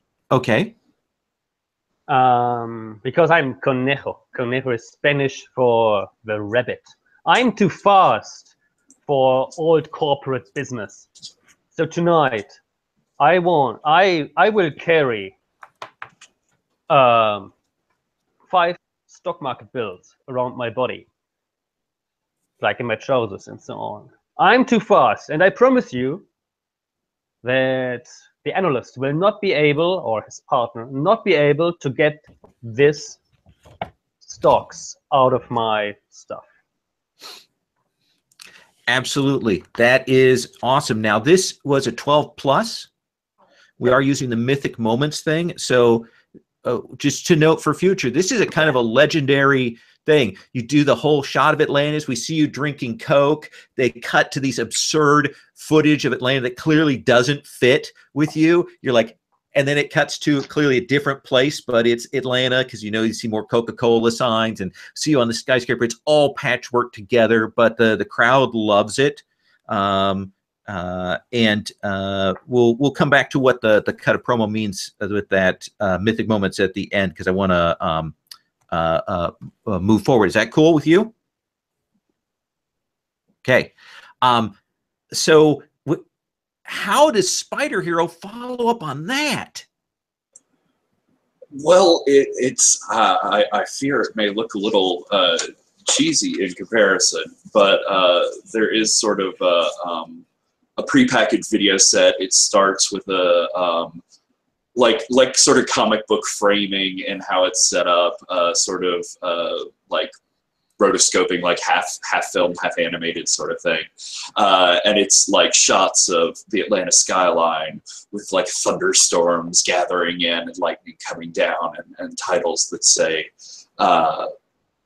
like there's a darkness that has come over Atlanta. There is a wave of sorrow and despair that's washing in, a foreign invasion of, and it sort of zooms in, and now we get a shot of Spider Hero standing next to a board that has like full-size pictures of the Lunarian and the analyst there. Just boredom, just awful costuming, terrible ideas. I'm sorry, Atlanta. I just had to tell you that you are all in danger of dying from extreme boredom. Look at this. This is head-to-toe gray spandex. There's nothing going on here. It's just sort of a, is this even entertainment? This is just a blank boringness. And this man, and the camera will cut over to like one of those portable, like rentable dumpsters, like a full-on industrial dumpster that appears to be just overflowing with paperwork. And the analyst has spent more time sending me injunctions, cease and desists, libel suits, and summons than I imagine he's done anything close to wrestling. How does he have time to even sleep? Look at those. That's at least 20 per day. This is littering, if nothing else. All right. Let's have you roll cut a promo. Sounds like you're directing it more at the analyst of the two. Yep. All right. So let's look. Oh, I'm actually good at that. That's your strength. Please select the die. All right. Wow. That's a 13. All right. Well, if he hadn't already cut a mythic promo, this would also have been legendary. But so close. Conejo has already done that. But you are going to get a momentum, and you get to pick one from the list. The crowd's loving it. They love these good guys, and all of this Atlanta stuff, and they are just absolutely loving it. I will take that momentum, and I'll gain a heat with the analyst. Okay. Of the other tag team, who do we cut to first? Analyst or Lunarian? However you want to do it. I got something. Oh, go ahead then. Okay, so Cut to you. I'm just standing there, kind of like I have my mask off, and they're halfway like up to here, and I'm having like a soda and eating a sandwich. I'm like, oh, this is starting now. Yeah, whatever. Okay, I get up, I look at the camera, and I'm like, so I hear we're fighting today, and I don't really have much to say. So I guess I'll let the I'll instead of using words, I'll just put my mask back on, and then I go over to my dressing area, and then there's a closet. There's like there's just a guy in like black robes who comes out, and you just see his two eyes, two beady eyes, kind of looking. And I just start kind of nodding my head at him, and then I turn to the camera, and you see my eyes light up out of this like black, out of this like the little black shadow like of the eye spots, and I stare right at the camera, and the camera starts just like fizzing out, and like just the feed ends. Weep. Yeah. So since you're not cutting on a particular person, this is going to be work the audience. Okay. Okay. So let's have you roll. Okay. So let's see. Rolling audience. So I just roll 0. Yeah. Well, what is your starting audience for that particular playbook? Some of them are I'm different. not sure where it's located. I have the playbook here, but I don't know where it would be. And you are the foreigner. foreigner. It's in the. It's in. Yeah. Season 1. You start with a 1 audience and 1 momentum. Okay, so I'm gonna re-roll selected really quick here. Okay, is it +1 or +2? Do I get to choose to use the momentum if I want to, or is it? If you want to spend momentum, you can do that to push it up. Oh, okay. I got a Right. 10. I actually got 11, so a 10 + 1 is my 11. So Okay, so they are pumped. We've already gotten these 2 magnificent promos that they're excited about. You know, it's upbeat, exciting, and then they get this weirdness. They haven't seen you for a while, so you're going to get 2 momentum. cool. Okay, you are up, and it'll cut to you, analyst. What is it? Is this an interview? Is this a VTR? What are we doing? It's just a simple background in the gym, like in the locker room.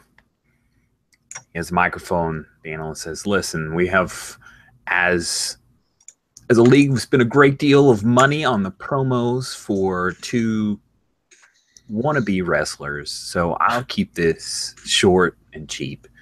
Atlanta, you've got Coca-Cola. you understand what the #1 product in the world can be. And I understand that they're very glitzy and beautiful. And then there's also the knockoff Spider Hero who I'm sure you want to root for, but like Andrew Garfield, he'll be replaced. Nice. I'm sounds going like for cheap heat with Atlanta. okay. And then just take your +1 momentum. That's your cheap cheap momentum. Thank you. All right. So we didn't have a chance to do entrances for Anon or our sub pig. So let's cut to La Coneja and Spider Hero. Do you two come out together or individually? Do this together. All right. So you two will come out together. What does that look like? What does the entrance then look like? What's the music? What's the look? So, Spider Hero, my music is the popcorn song from Hot Butter. What is your entrance music? Can we mix that together somehow? Mine is a very like orchestral, sweeping, non-copyright infringing, very close to a Spider-Man movie theme song. Dun dun dun Okay. dun dun dun dun dun dun dun dun dun dun. Mixed There's in like- with popcorn song. Yes, there's like one note slightly different in there. Okay, All right. with violins into the Hot Butter song. Yes, that sounds good. And when you come down, is there anything we should know about your walk down? You go into the ring. Anything special about that? Yes, sure. There's always something special when I enter. Okay. So, because you mentioned it's hot in Atlanta tonight, right? Oh And yeah, so it's I'm super hot. So I'm topless, obviously, because it's hot. But because I can't be topless, I have a skin-colored top on, actually, and with male nipples, God. and it says so on the side with a big draw written male nipples. So no worries, no worries. Well, we want to get into the news, right? This is how to get onto the cover page. And I think as she sort of like comes out from the curtain and reveals herself there, there's as people are sort of gasping in shock, there's a spotlight that hits up in like the lights and the ceiling of the area, and there is Spider Hero, or someone in a Spider Hero costume, who takes a very sort of dangerous and daring dive down a zip line as they come across the whole ring and over, and lands and rolls right next to La Coneja. And as he rolls behind some of the bleachers, there comes Spider Hero standing up and definitely having been the one that took that, as he sort of like waves thank you to the stunt man who can actually do shit like that. As he comes out next to La Coneja and waves, yes, we are here to save you from boringness and bad fashion, or in some cases at least any fashion. So yeah, you two will get down to the ring. The mood is light. Is very the audience is cheering, very excited about this. Atlanta's hot for it. Analyst Lunarian, what is this to you two together or individual? I think we're together. I think it'd be good if we just play into, like, I'll have a quick, like, let's just go ahead with the Lunarian walk in. I'm fine with that. That's good. We'll just go with that. It's a lot more over the top. Yeah, I guess so. I mean, no pyrotechnics yet, but maybe we could use it as a distraction later. So you come down. What's the music we're hearing? Let's see. It's just like some heavy metal that Okay. like some actually like screaming, it's just like screaming death metal kind of stuff. So I it didn't opens- tell the analyst I was bringing it. So analyst, it opens up with this screaming death metal. Not your music of choice. But what happened to Horse the Planets? That's what I've recommended in the memo. Oh yeah, I didn't check my email. All right. So you two will come down to your ring. You are sort of that arrogant, not even paying attention to the heat of your opponent's kind of matchup there. Who of your team is going to start in the ring? Who is going to start this match? I'll lead us off, Lunarian. Okay. Okay. So Lunarian. Left knee on Spider Hero. He favors it. Okay. All right, so Lunarian is there. Analyst gets up into the ring. The ref looks over at La Conejo and Spider Hero. Which of you two is starting in the ring against the analyst? So I think as we get down to like the front rows of the audience, I see there's like some kids lined up in the front row, like super excited about things. And I get sort of worried, and I like put an arm across Lacanea's chest, and well, that's not working. And I try and like cover up the kid's eyes with my hands. And I think while I'm distracted doing that, Lacanea, I imagine, just sort of and into the ring while I'm not paying attention. Awesome. So Lacaneja's in the ring with her man nipple flesh-colored top.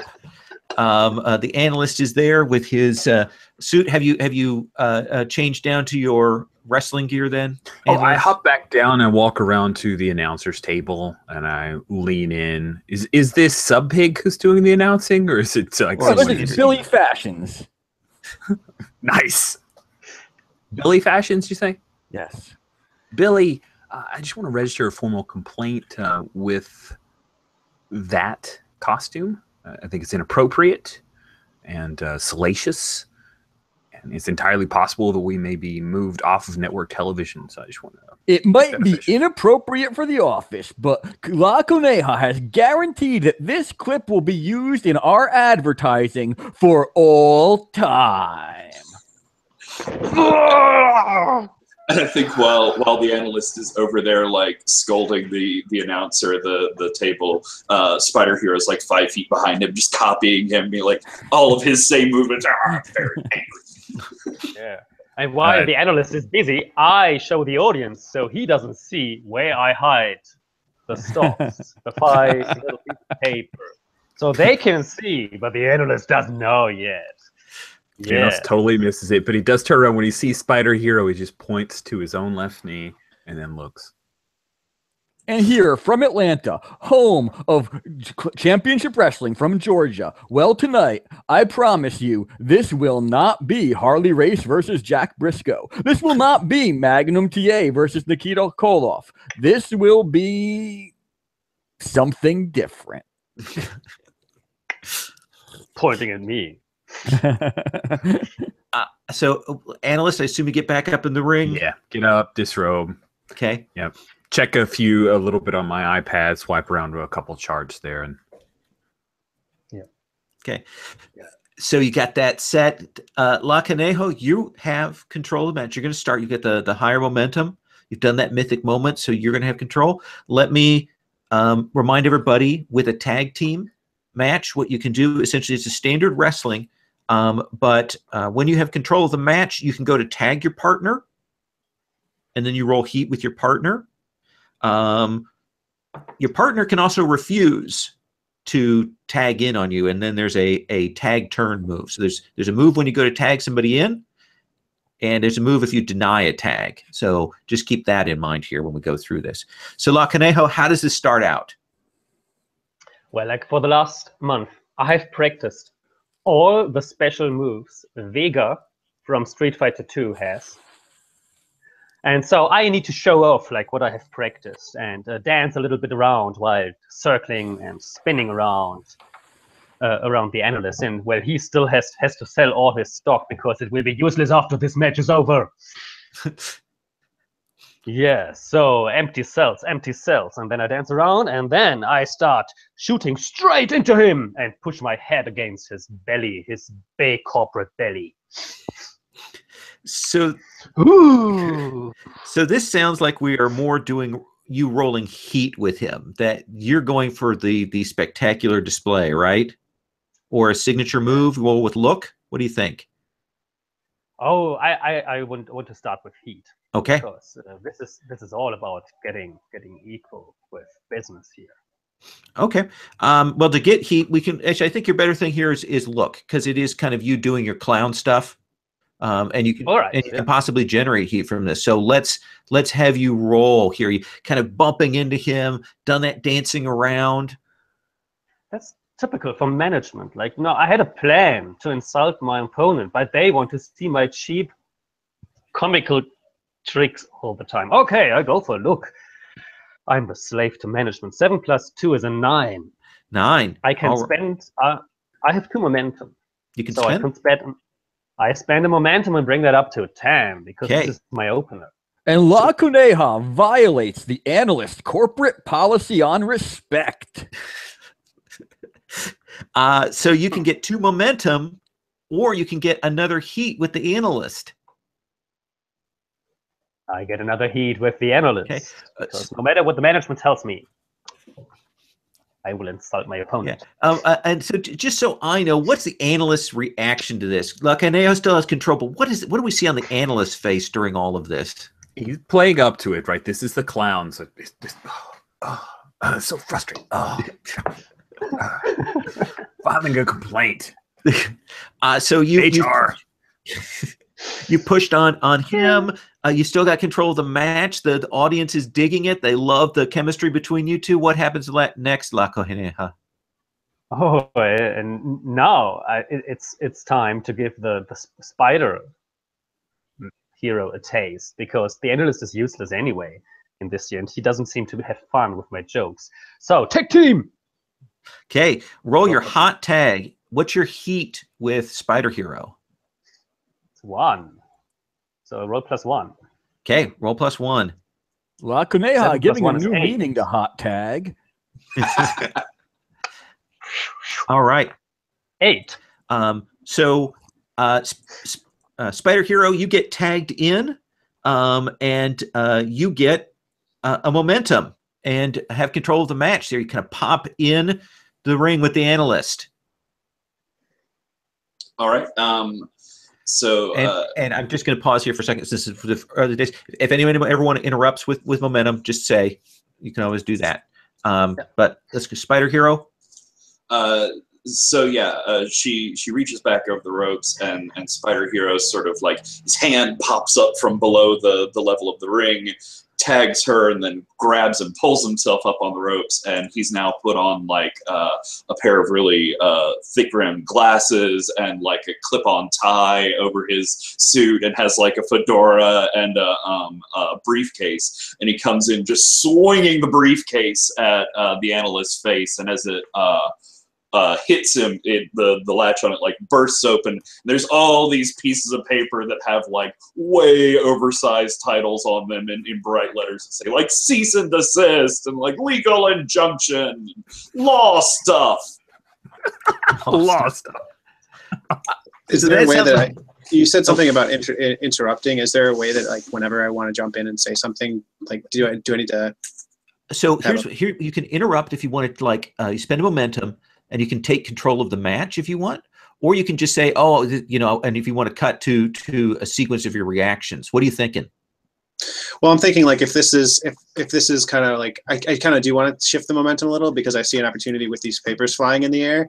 I was thinking that my aide, who's standing there like ringside, might let his robe down and look like a slimy skin creature, like Voldemort looking, like no nose and everything, and then just like wind just blows through and just the papers just disappear into the crowd. Ooh, so you want to spend a momentum to give the analyst control of the match? Yes. Yeah. Oh, beautiful. Spend that momentum. It goes blowing back in Spider Hero's face. Do that. Analyst, finally, it's your time. Oh, wow. I get to wrestle now. Okay, awesome. Good. I'm going to grab Spider Hero, grab him by the shoulder and the arm, send him fling across where he has to run across. He's good and fast. Send him fling across the ropes. And then I'm up as he comes back. But then I drop down and I do a quick lace of his legs and kind of take him down to where he trips, falls face forward, and then I'm going to try to work him into a hold on his knees. So that's all right. I'm going to be doing a little bit of work here. Working the leg. Okay. Get him down. Knock him down. Let's have you roll work. Okay. Let's roll some work.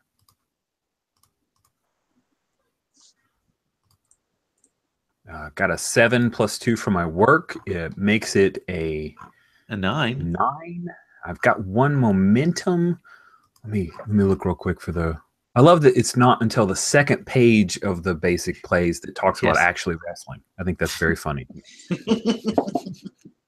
Let's see. What was the difference between? Oh, yeah, I'll spin that 1 momentum. Okay. Then when you do that and you get him, you're working the leg. You still got control. Now, do you want 2 momentum back, or do you want a heat?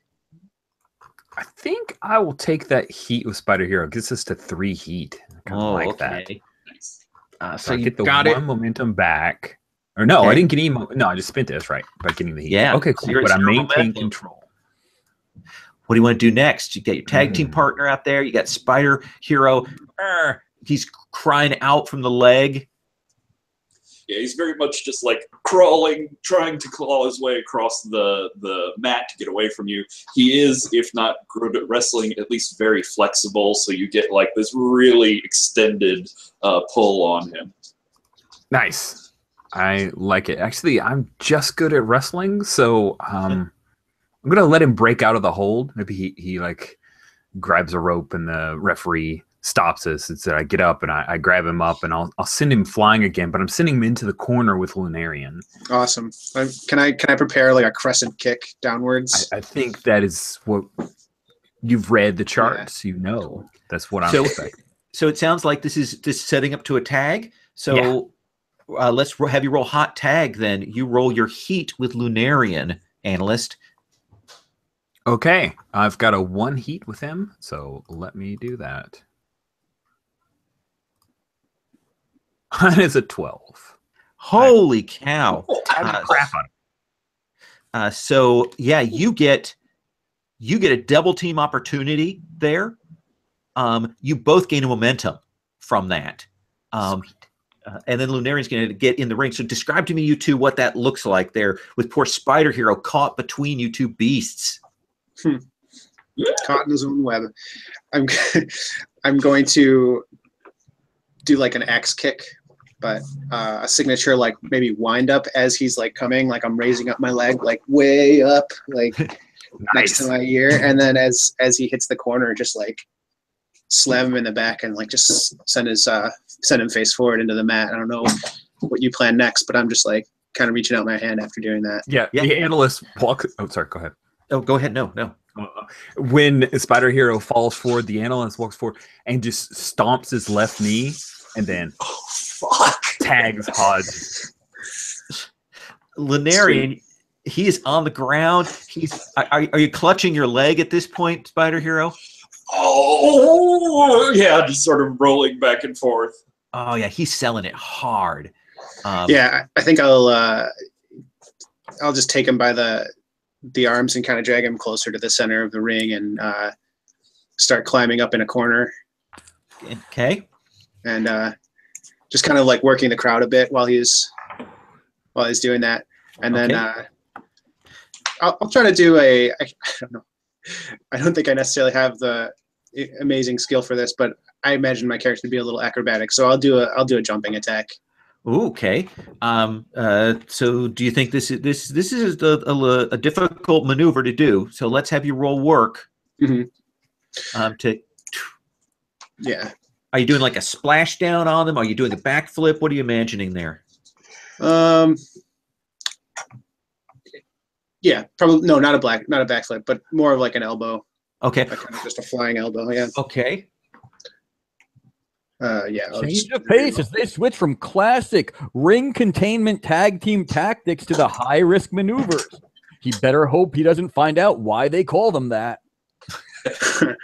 I get a 9. Okay. So you have a choice. You do land it, and you can either keep control, or you can give Spider Hero control, and you can get a momentum. I will gain the momentum. Okay. Control. Spider Hero, he comes down, hits your leg again. But you now have control. What do you want to do? I will, as he hits my leg again, I do cry out, "Oh!" again. But then I see Lakanea on the side. She's cheering me on. She believes in me. And I see the kids behind her, and they believe in me. And I reach out and say, "For you guys, I can do this for you because you deserve to not be bored by this gray idiot." As I stand up or as I'm like getting up onto my knees, and I think the Lunarian is sort of like gloating in a circle around me. And as he's taking a step, I pull like this elastic cord out of the sleeve of one of my arms here, and have this sort of like springy garrote type thing, but I wrap it around one of his ankles as I stand up and do like a flip down, and sort of hold him upside down there for a moment, stretching him. And then as I let him drop, I go spinning towards the rope where the kids are. I give a thumbs up to them as I bounce back around and come in with an arm at his neck there. Roll look. Awesome.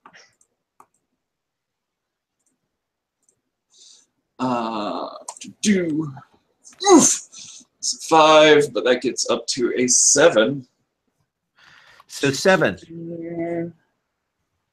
So that will get you up to that. So you have a choice. You can get momentum, or you can keep control. I will gain momentum and pass. Okay.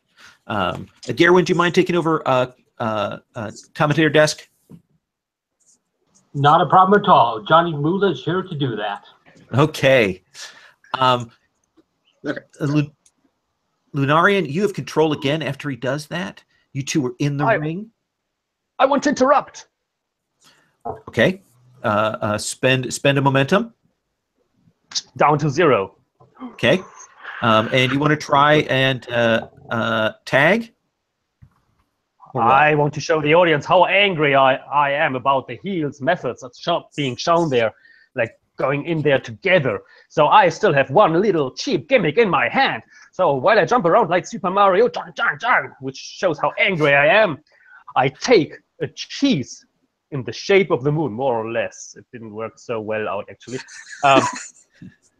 I take this cheap cheese into the air. When the camera is focusing on me, I hope it does. We will see. I will squeeze that cheese before I enter the ring. Can I? All right. So it sounds to me like you want to tag in beautifully with Spider Hero. So let's have you roll Heat with Spider Hero. Yeah. Okay. Yeah. Heat, Spider Hero. I can't. There's this one audience move, like the work the audience. That's not yet, right? You could work the audience if you don't want to tag in. You could work the audience. I would prefer work the audience because actually I don't like to be beaten up by these guys. Okay, so let's have you roll audience then. It's 5 plus audience is plus audience. From the mythic move, can I put my audience one up? Because then I made it. So there was this one option. Counts as a heat. Yes. The audience starts and resets to number permanently goes up by 1, which is 2. Then I'd make it. So that will give you can get momentum or take control of the match. I want momentum. Sorry, momentum. Spider Hero. It cuts back to you, Lunarian. Lunarian, you see La Coneja squeeze the cheese. I don't know what that means, but sounds dirty. I don't know about the audience, but that cheese stinks. But they obviously don't think so. Yeah, I'm gonna. What I'll do is wrestle the. I'll get the not analyst. Sorry, I'll get Spider Hero's knee again, and I'm gonna do kind of a complicated or a twisty kind of leg lock with him, where I'm gonna position him though as close to the cheese as I can, so that I can try to rub his face into the cheese or the rest of his body, or as much as I can, because I know how much he loves that suit. Oh, okay. Oh. And I think you come up behind him, because as La Coneja was doing this thing with the cheese, like her arms are way up and her chest is just completely open, and there's the kids right there. Yeah. And Spider Hero sort of freaks out and like, sprays no. some silly string cans at La Coneja's chest, so it sort of covers up some of what's going on there, but totally loses track of the Lunarian. Right. Let's have you roll heat with Spider Hero, because I think this is a nice signature move here. Okay. So I actually have 2 heat with Spider Hero. I get a 9. 9. You get him, smash his face into that cheese. Do you want to keep control, or do you want to get another momentum? Keep control. I feel like I'm doing good in the momentum department for now. You got a hold of him? Yeah. I guess from here I transition into a kind of with the ring rope kind of choke, and try to get his head up there, and just pressing down on him, and almost like suspending myself, most of my weight, like standing up while I have one of his arms, almost like a surfboard or something. And I'm kind of just like, with the supernatural blue glow of the eyes, just looking around at the audience and like hopefully inspiring fear and anger in them. Yeah, work the audience, work it. Yeah, so it might be a work the audience move. I don't know. Yeah, if you want to stop. So what it'll do is you'll work the audience, and then we'll transfer control over to Spider Hero. Okay. Yeah. So that's roll audience. Okay, audience. So 1. Okay. Oh no, I got a 5. They are not feeling it. There's some booze.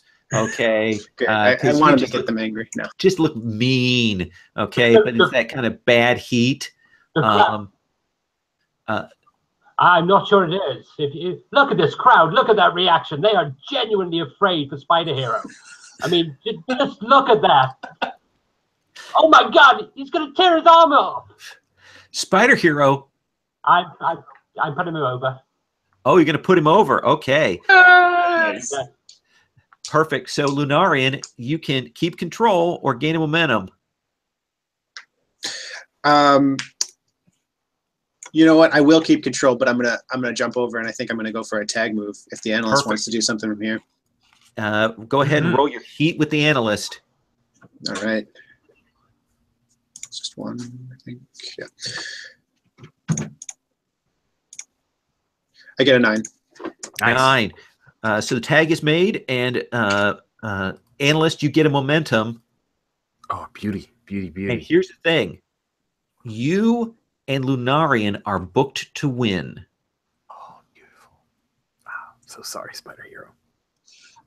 So I think as he comes in, Spider Hero, he gets back up to his feet. He's got like cheese all down one part of his costume. He's sort of slipping in the ring here, and he calls out to the analyst, Look, this is the sort of professional by-the-books wrestling that you're always talking about. This with half the ring covered in grease, with your partner bringing live food and possibly contaminated elements into the ring, ignoring the fact that it was La Coneja who, did that. I'm calling you out on you stand up for the rules, you say, and you seem to be breaking them. And I want to use one of my Technico moves. Okay. To spend 2 momentum and gain a heat with the analyst here. Perfect. As I think the audience there chanting is like they start chanting for Spider Hero, especially those kids. They're like, hey, you did mess up his costume. Analyst, you've got a hold of him. Tell me about this finishing move that you do. Yeah, it was the left knee. I'm going for a figure 4. My finishing move is to just decimate him and make him. I'm booked a match. I roll 2. Yeah, okay, cool. So, yep. Yeah, I'm just making sure that what I'm setting up works with the finishing move for the technician. So it's a figure 4. I get him right in the middle of the ring. He gets to lay on top of some cheese. I just ignore his commentary about breaking the rules, and I'm like, we're here to fight. Spider Hero. I'm going to be billing you for the dry cleaning. I've got an expense account. And then figure 4 is what he's going to try to pull off. Cool. So I roll 2d6 flat. Yeah, but you have momentum to spend. But I do have the Mo. So here we go. You get to add your work to that as well because of your move. You get to add what? According to the your character sheet, you get to add your work to your finishing move. Do I? Your excellence of execution. Thank you for reading the thing that I copied from a previous time of playing this game and forgot was there. Thank you. You're the best. So that's a +2. Yeah.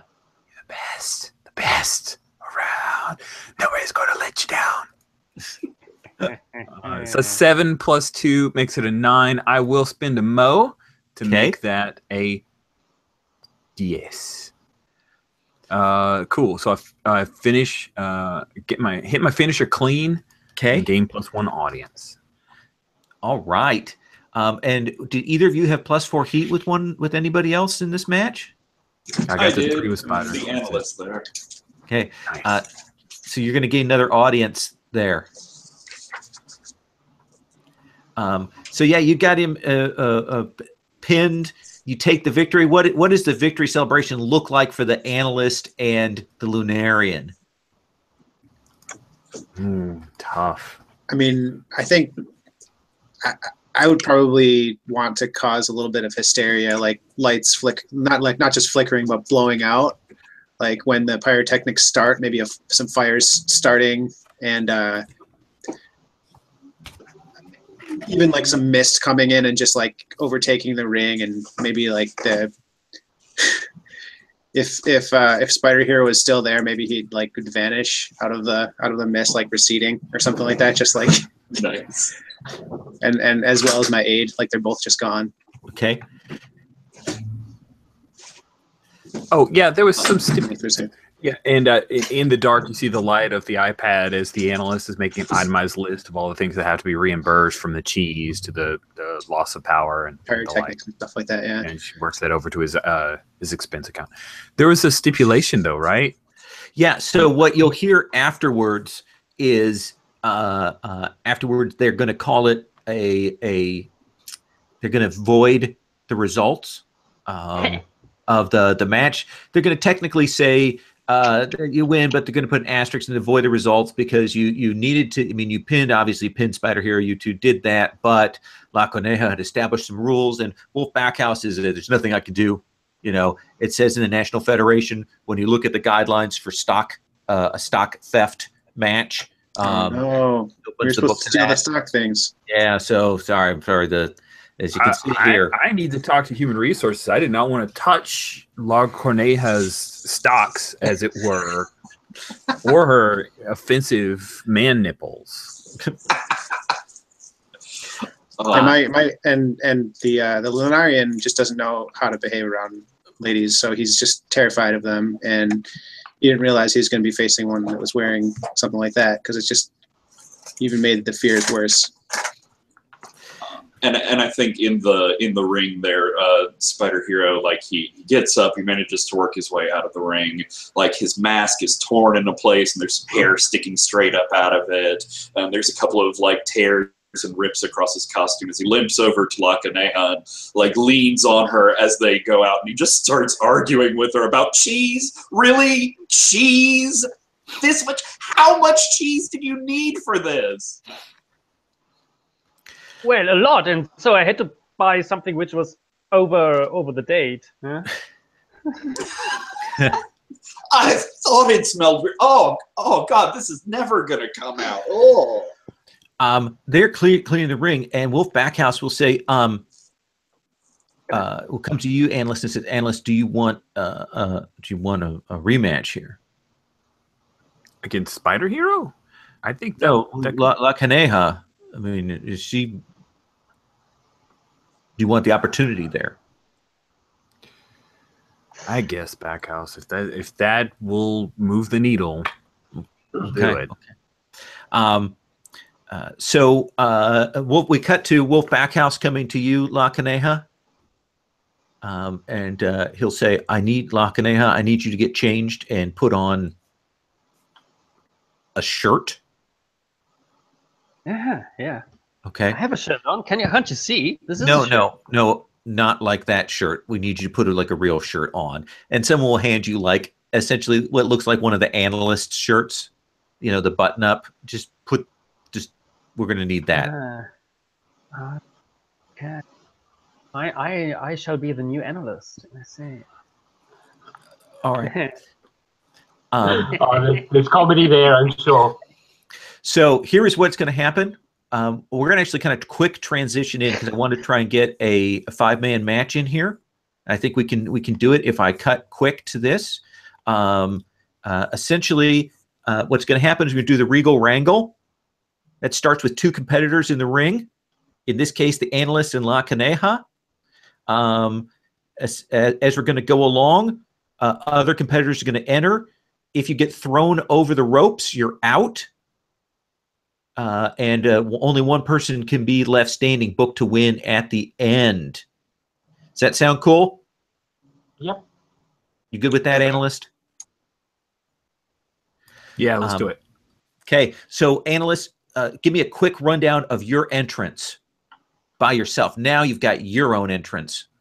Yeah, there's a lot of the green laser thing, the throwing up a la Matrix style, a bunch of formulae and pie charts and line graphs, a lot of USA Today business speaky type stuff. Okay. Let's see, marches down with the sound of some like off-brand trance techno music, very futuristic-y sounding, but also clean and crisp. Okay. And kind of get up there. And you've cleaned up a little. You're in the ring. They've cleared the cheese off the ring. La Caneja, quickly, what does your entrance look like? Yeah, well, my entrance already happened because I walked directly behind the analyst. And since I now have his shirt and also his trousers on, like very similar, I'm just making fun of him by walking directly behind him. All right. So you will get up into the ring, analyst, and you will see she's mocking your outfit. I'm incensed, of course. This is very offensive to me. Although I do admire that she at least went business casual. So okay. So La Caneja, you get up into the ring. Analyst, you have the control of the match here. You won the last one, sort of. You've got that anger giving you the edge. People are going to get staggered in here, but you really want to get her and throw her over the top rope there. I do. I want to do that thing. Just give it to me. Give it to me. Come on. Sweet. I'm going to go ahead and she is original, and I don't have as many weaknesses on her, so I will be approaching this trying to figure out that weakness, trying to calculate where she is. So I'm going to use just a couple of grab her by the arm, throw her against the ropes, be like a clothesline, then pick her back up again and throw her into the corner. And I think that's where I'm going to come in and try to do a nice knee across the chest there, across her man nipples. Okay. So that sounds like you're rolling work. I am. I'm just going for the boring work because everyone says I'm boring. Let's go. And this is we use this using the essentially the Gauntlet Gamble is what this is called, and that is under the special moves there. Special matches or special matches. It's the Gauntlet Gamble. So when you go to roll, we roll with now you're rolling with work. We roll with that, and we look at the in the gamble move for wrestling. Gotcha. All right, I'm going to roll selected now. Ooh, a 7, just barely. Okay. So, do you want to? You can either retain control of the match and pick the next entrant. Who comes in? It's gonna be the Lunarian. Lunarian, describe to me what that entrance. You're called up. Two Wolf points to you. Look, Kanea is getting thrown around. The analyst is in the ring. What does your entrance look like? It's just there's a rustling underneath the ring, and it's shaking violently. And then you see that there's the discarded robe that my aide had thrown down there starts moving and smoking, and everybody thinks there's another fire because they're already traumatized from the fire earlier.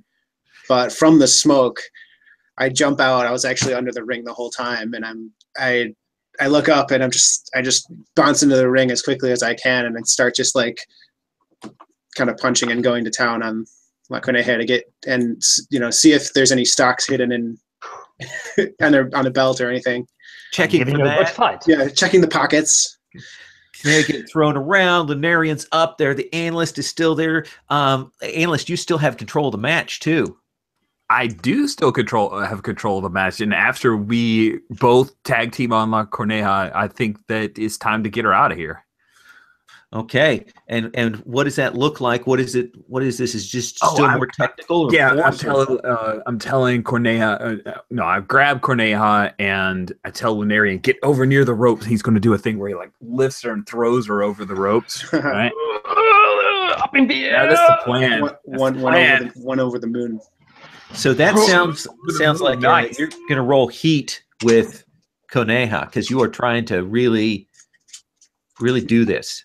Yeah, is that analyst or me? That's analyst. It'll be the analyst right now because he has control. Oh, it is? Okay. Yep. I've got 2 heat with Coneja. Here we go. Let's see how this goes. I've rolled an 8 plus 2 for the heat is a 10. So now you have a choice. Ooh. Gain 2 momentum, throw Coneja over the ropes and gain a heat with them, or pick the next entrant. Since you won't be able to throw her, but you'll pick the next entrant and gain a heat with them. We're like 33 minutes from end. I think that I'll just take the 2 momentum. So she did something to counter the throw.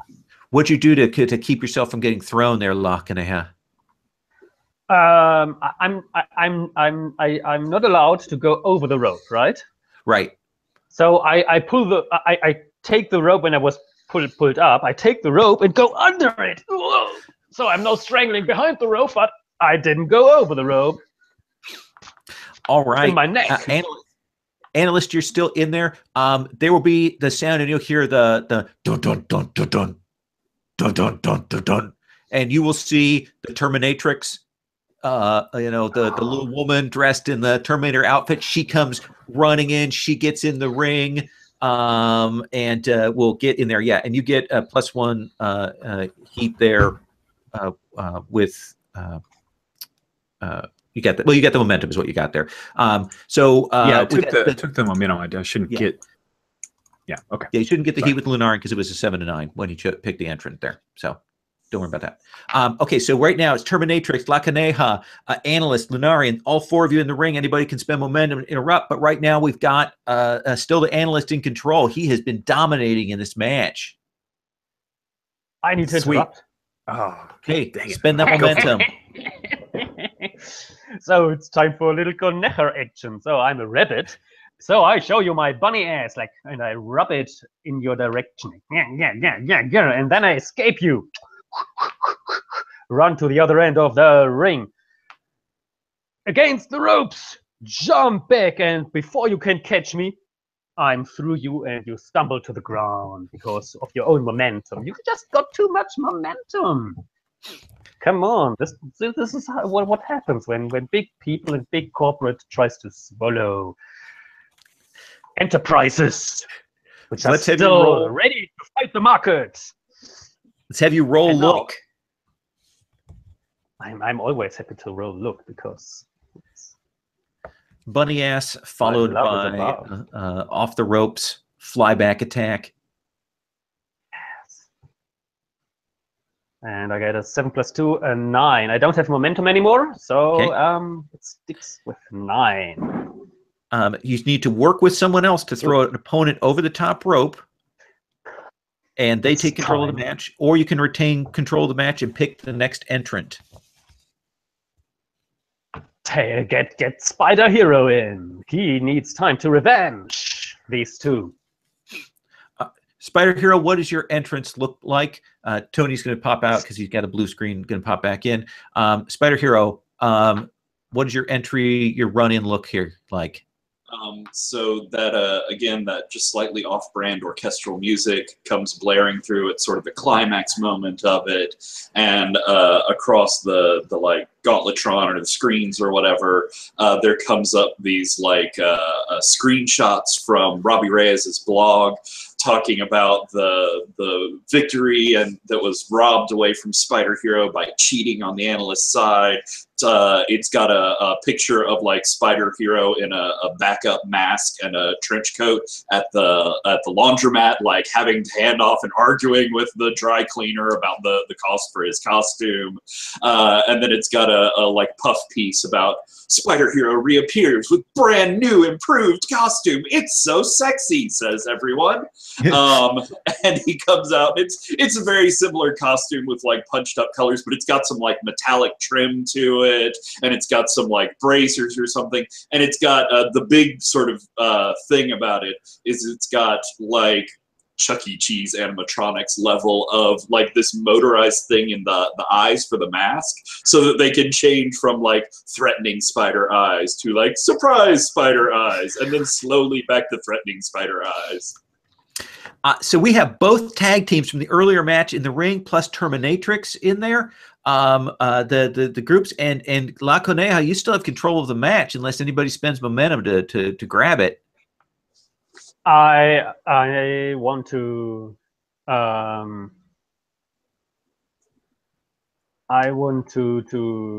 work the audience here. Okay.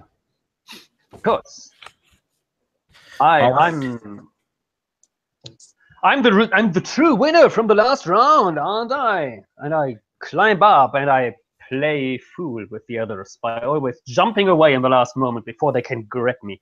And this is a rabbit hunt, as it seems, but the rabbit is faster than everybody else in the ring. Well, tell them. Roll audience. I roll audience. And 9 plus 2 is 11. Okay.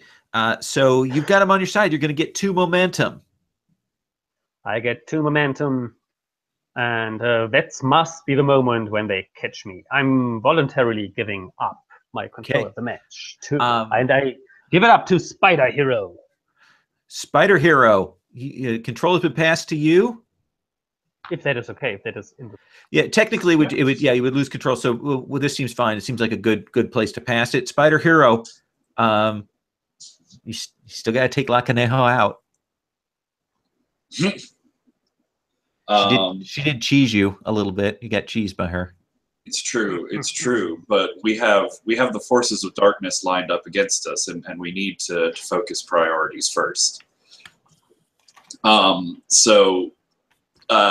think just as he comes into the ring, Spider Hero pulls out from his pocket and violently throws in La Coneja's face a single piece of American sliced cheese that just sort of like sticks to her face and then slowly peels off and falls down. And he'll wave his finger and then turn to the analyst. Your cheating is over. We're here to bring you down. All of you who would threaten the sanctity and the excitingness of Gauntlet League Wrestling. As he comes running at it's seemingly the Lunarian, but he dives down on the ground and slips between the Lunarian's legs and comes up in the analyst's face. Sort of jumps up, grabs his shoulders, and just sits on top of his head, sort of pummeling down onto his head. Roll look.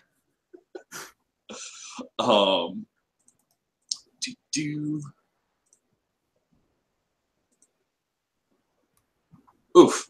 6 or 5 plus 2 is 7. So just technically.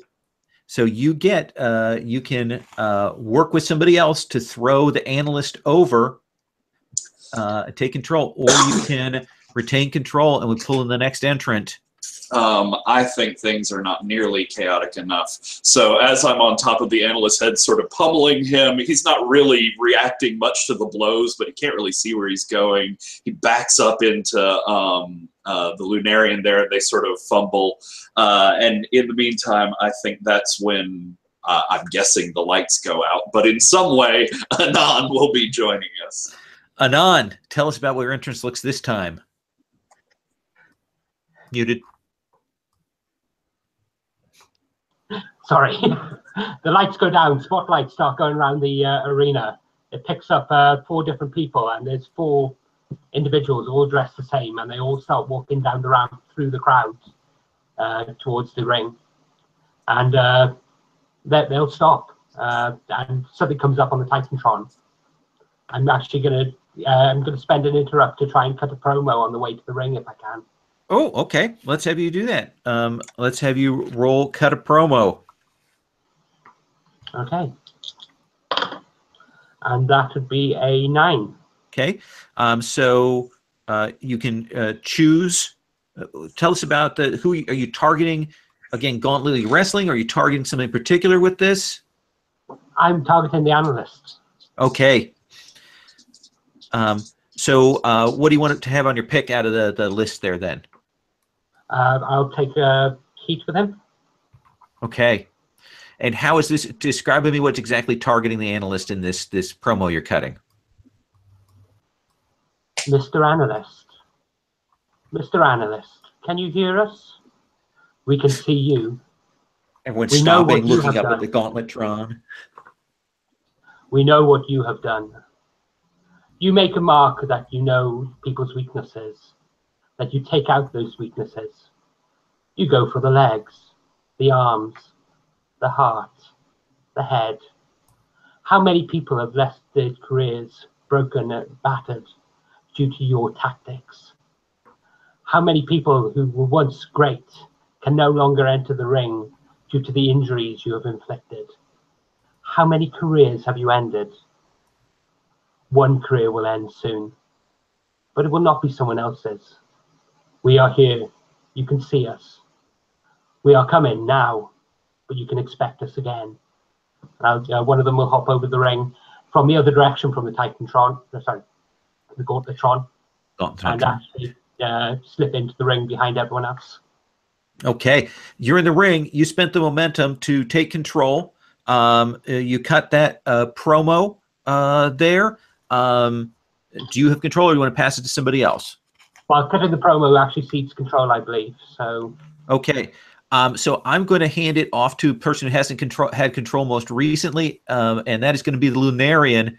Lunarian, you kind of been this gotten chaos. Terminatrix is there, stuff, and the Gauntletron. You see Anonymous comes in. Now is your time. Yeah, I'm gonna see that everybody has it out for the analyst and seize this opportunity to turn on my partner and take out his feet. I'm going to run from side to side to gain speed, and then do a kind of diving roll to try to take out his feet from, and it'll probably, I'm guessing, also send the spider dude flying, spider hero. That sounds like work. That's it. You're doing this serious technical, doing against the ropes, coming down, doing that roll. Okay. Let's have you roll for that. All right. I get a 4. All right. So you can spend a momentum to stay in the ring, or you can get dumped out. No, I'll play them in momentum. Okay. Because I could just see myself falling through the ropes. Okay. But I catch myself at the last minute. Yeah. All right. So you spend a momentum to stay in the ring, so you don't keep control of the match. You were targeting the analyst, so I'm going to hand it off to him. Wow. It's crazy in there. I know. And here it is, Lunarian, the one ally I thought I had in here going after me. It's just it's pitiful. I am going to grab the Terminatrix, and out of his trunks he pulls this like data chip And he shoves it into her neck, but basically palms it. He's like reprogramming her. And then he'll team up with her to take out Corneja, because obviously there's a lot of heat there. Okay, that's a cool signature move. It looks like you're doing that. So let's have you roll. What do you think this is? Is this heat? Sure. Or is this just look? No, it's not look. Nothing is look. Okay. So you've taken control of Terminatrix. You're controlling her. You go her to grab Corneja. Let's have you roll that. Grab her by her tie, I think. Okay. All right, here we go. Oh, that is a 12, sir. That is it's pretty good heat there. So that's a wrestling move then, and that is pretty awesome with the 12. That means that this is a spectacular mythic move. This, you and Terminatrix can do that. If you look at the mythic moves things, you don't even, I'll tell you what you have a choice of. You can now be booked to win the match. You can steal the show and get an audience. You can give your opponent an audience, or you can upstage someone and you gain heat with one another. Ooh. I think I am upstaging La Coneja. Okay, so you each gain a heat with one another. Yes. La Coneja, you're going to go out unless you spend a momentum. May I break kayfabe while I go out? Can I roll for that? Yeah, well, no, you describe it to me before you do it. All right, the idea. I want to go out very melodramatically, and I will whisper to the analyst, "See what I have taught you, how to improve your show." And then I will completely melodramatically go over the ring, nearly struggling, and you're here. Whoop. Did you hear that? Oh, you cut out. You hear Super Mario, the lose one life, your final life. Okay. When I move out from the boxes. So I think that's actually going to be cut a promo, because breaking kayfabe would be breaking the reality of the thing. You'd be doing real stuff.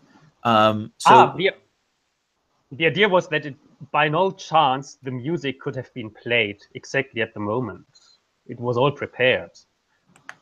That's not breaking kayfabe technically. The setup entertainment stuff, not by my reading of it. I mean, I understand what you're doing, but I don't think that would be. I'm not familiar with wrestling, so I. Sure. Okay. But you can roll a cut for promo to see if that comes off sweet and get you some stuff. How does that sound?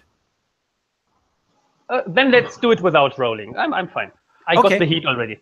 Yeah. So you will go out of the ring. La Coneja goes out. Terminatrix is there. She kind of turns to you, analyst. She's like ready to be the bot there to obey. You still have control. There are all these wrestlers in the thing. La Coneja's out of the ring. What do you do, analyst? Nice. I've got the tie. I'm now going to use La Coneja's tie to choke people, and we're going after Lunarian because I never liked him anyway. This terrible part. So what does that look like? Oh, what does that look like? I think I'm actually going to work real stiff here. Well, no, I'm going to legit try to grab Lunarian and choke him with the tie, with the Terminatrix helping out there. That is the plan. Okay. It's not going to go well, but I don't care. Now you have a choice. You can do that, and it's power, and we just do it as a wrestling move. But if you actually intend to hurt him, like seriously real world hurt him, then we'll roll with real. Nah, I'm good with power. Okay, roll with power then. I've got the power. With my 5. That is amazing. I could spend momentum, but I'm not gonna. I get an XP on fail. No, wait, shit, that's not how it goes. No. You just fail. Hey, you get dumped out, and you can get a heat with Lunarian. Oh, that sounds fun. Okay, so describe to me, Lunarian, analyst, what does that look like? The analyst comes to you, goes to go with the choke tie, choked out. Yeah, and I just kind of like spring roll up from my back, kick my feet up, and like take his, just kind of connect with his chin, just send him flying so that but I'm going to keep holding onto the end of the tie that I have. And that way he doesn't have a chance to get away from me. And I'm just pulling him back like menacingly and kind of, actually at this point I might even have to be dodging the Terminatrix's blows and just kind of like, just trying to take the analyst towards me. Maybe using the same tie, I would try to get him into a choke. Oh yeah, at this point. And what does it look like when you put him over the top rope? It's kind of like just dragging him up further and just have. I don't know. Does your character wear glasses too, or is it like a fighting? Oh no, he puts them in the little glasses. Oh, the little glasses case. Yeah. I think what I'll do is I'll like lift up part of my mask and just like yell into your ear as I have you like bent over the corner, and it's like turns into this like otherworldly like something like the Mummy, my jaw unhinges, or would appear to. Makeup. Yeah, makeup, exactly. And analyst, you're dumped out onto the apron there. I'm going to say that the control is not going to pass the person who had it furthest back, and that's going to be Spider Dude. Spider Dude. Sorry about that. Once you get a name wrong with me, it will stay wrong. It's an unfortunate side effect of me being me. Oh my gosh, Analyst is out. La Coneja is out. You're in there with Anonymous and Lunarian and Terminatrix. Terminatrix, who seems to have gone mad. What do you want to do? So I think I sort of turn and look at Anon there, and we sort of nod and turn back and look at the Lunarian, and I think we go into like a sequence where the two of us are working together, like bouncing off the rope and constantly coming at Lunarian there in the center of the ring, until we get in and we've sort of worked her over towards the edge, or him, sorry. Lunarian sort of staggered there, and Spider Hero rolls across the mat and comes in and tries to like legitimately just pick him bodily up and throw him out of the ring with his great spider strength. Roll heat. That sounds like a great memorable. You got people working with you, got that sequence going on. Roll heat. Your heat with Lunarian. All right. So that's a +1. 2. And that. And how do I keep rolling a 5? So that's a 6. I will spend 1 to bump it to a 7 at least. Okay. You need to work with someone else to throw the opponent over the top rope, and they take control of the match because there's no other entrance to enter right now. So yeah, I think I work with Anon there as I go to lift him up. I think Lunarian is denser, made out of moon stuff, obviously, than normal people. So how does Anon come and help me? So you've got him against the ropes. You're holding him there. You're holding him there. I run in, and as you're holding him up, I basically just come in and. So you've got him held up over your head, haven't you? Or you're trying to lift him up over the rope? Yeah. Yeah. So as you're doing that, I basically run up your back and do a drop kick in his face to kick him over the ropes. Wow. Lunarian, you're going to go out. Nice. I try to bite his feet as he jump kicks me. But I end up just taking it. Get that hit, and you go flying out of the ring and land there. Anon, you have controlled the match. Spider Hero is right by you. Terminatrix is there. What do you want to do? I look at Spider Hero. I hold out my hand, basically, and we do a double clothesline onto the Terminatrix. Nice, yeah. Spider Hero's right. into it. And take her out of the ring? No, yes. Take her out of the ring. Yeah, she's a non-player wrestler, so you two go, and she's still trying to do that thing, and she will get thrown out by your clothesline, go flying out of the ring. Anon, Spider Hero is booked to win this match. Yep. Are you good with So that? it's just us two in the ring at the moment, isn't it? Yes. So I will use my face move, and I will step over the top rope and jump down onto the floor. Oh, Ooh, okay. So And I'll so, gain a heat with the hero, and I'll eliminate myself. okay. Spider Hero still gets to roll his finisher to see how well he sells the audience there. We see Anand get up on the top rope and jump out and leave Spider Hero in there. Roll your finisher, Spider Hero. So yeah, I think my finisher at this point will be like some bungee cords that are sort of made up to look like webs come down in the center of the rope, and I take them and they like start stretching, and I do a running thing, and I try and do this like vault up where I disappear up into the ceiling, and we'll see how well that goes. Let's see how well that works. Ooh, it's a 9. And I have momentum? one more momentum left. So I'll bump that to a 10. Okay. And on my finisher, on a 10 plus, you hit your finisher clean and gain an audience. Nice. What does it take your audience to? That bumps me to 4 right then. Then if anyone else was at 4, they drop down to 3, and you're at 4. Means you're also going to gain an advance. Woohoo! Did anybody else in that wrestling match wrestle with somebody who had 4 heat? I had 4 audience, so I'm dropping down to 3. But I actually would I have marked in advance for going up from 3 to 4? Okay, so I need to mark in advance.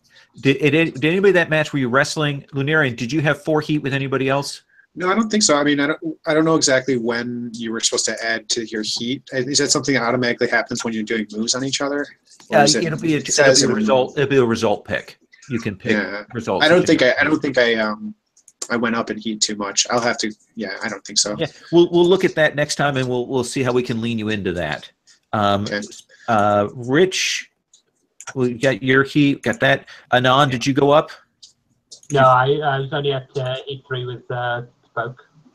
Okay. What about you, La Caneja? I don't have heat for with anybody. No. Okay, but it's early days. Early days, though. Actually, having 4 heat with people early on, we got a couple people that's real rare for first session, but it was pretty sweet. We did a bunch of stuff. We went through it, and so essentially, we'll see the camera pan back as Spider Hero rises up into the crowd. There's probably a flicker, maybe a subliminal flash of Anonymous before it goes to the credit thing there at the end, and that is the end of that show from Atlanta. Nice. One last thing. Sure. The end footage is the Anons actually descending on Terminatrix and carrying her out of the ring. Oh, perfect. Yeah, we talked about that. Yeah. Yeah. And just a brief thing for you to have in mind for next time, Lowell. Going up to the top spot there does activate my rival move. So my story's gotten good enough that creative decides they want to bring in an opposite to me, probably a supervillain, which could be an NPC or it could be working out a sort of change with another player. Okay. Excellent. I will keep that in mind for next time. I will be booked against them as the main event of the next episode. Okay. Perfect. All right. So that's it for our show for today. And we're gonna stop there. We went a little over time, but not too badly. We got that sort of 15-minute fudge room. I don't want to do Rose and Thorns now, but at the start of next session, I'll ask if there's anything we want to go over or we want to talk about at the start of next session. Does that seem cool with you guys? Yeah. Mm-hmm. Okay. And next session we will come from another show and we will set it up. So that's it. I'm actually going to stop the broadcast because my throat is a little sore now.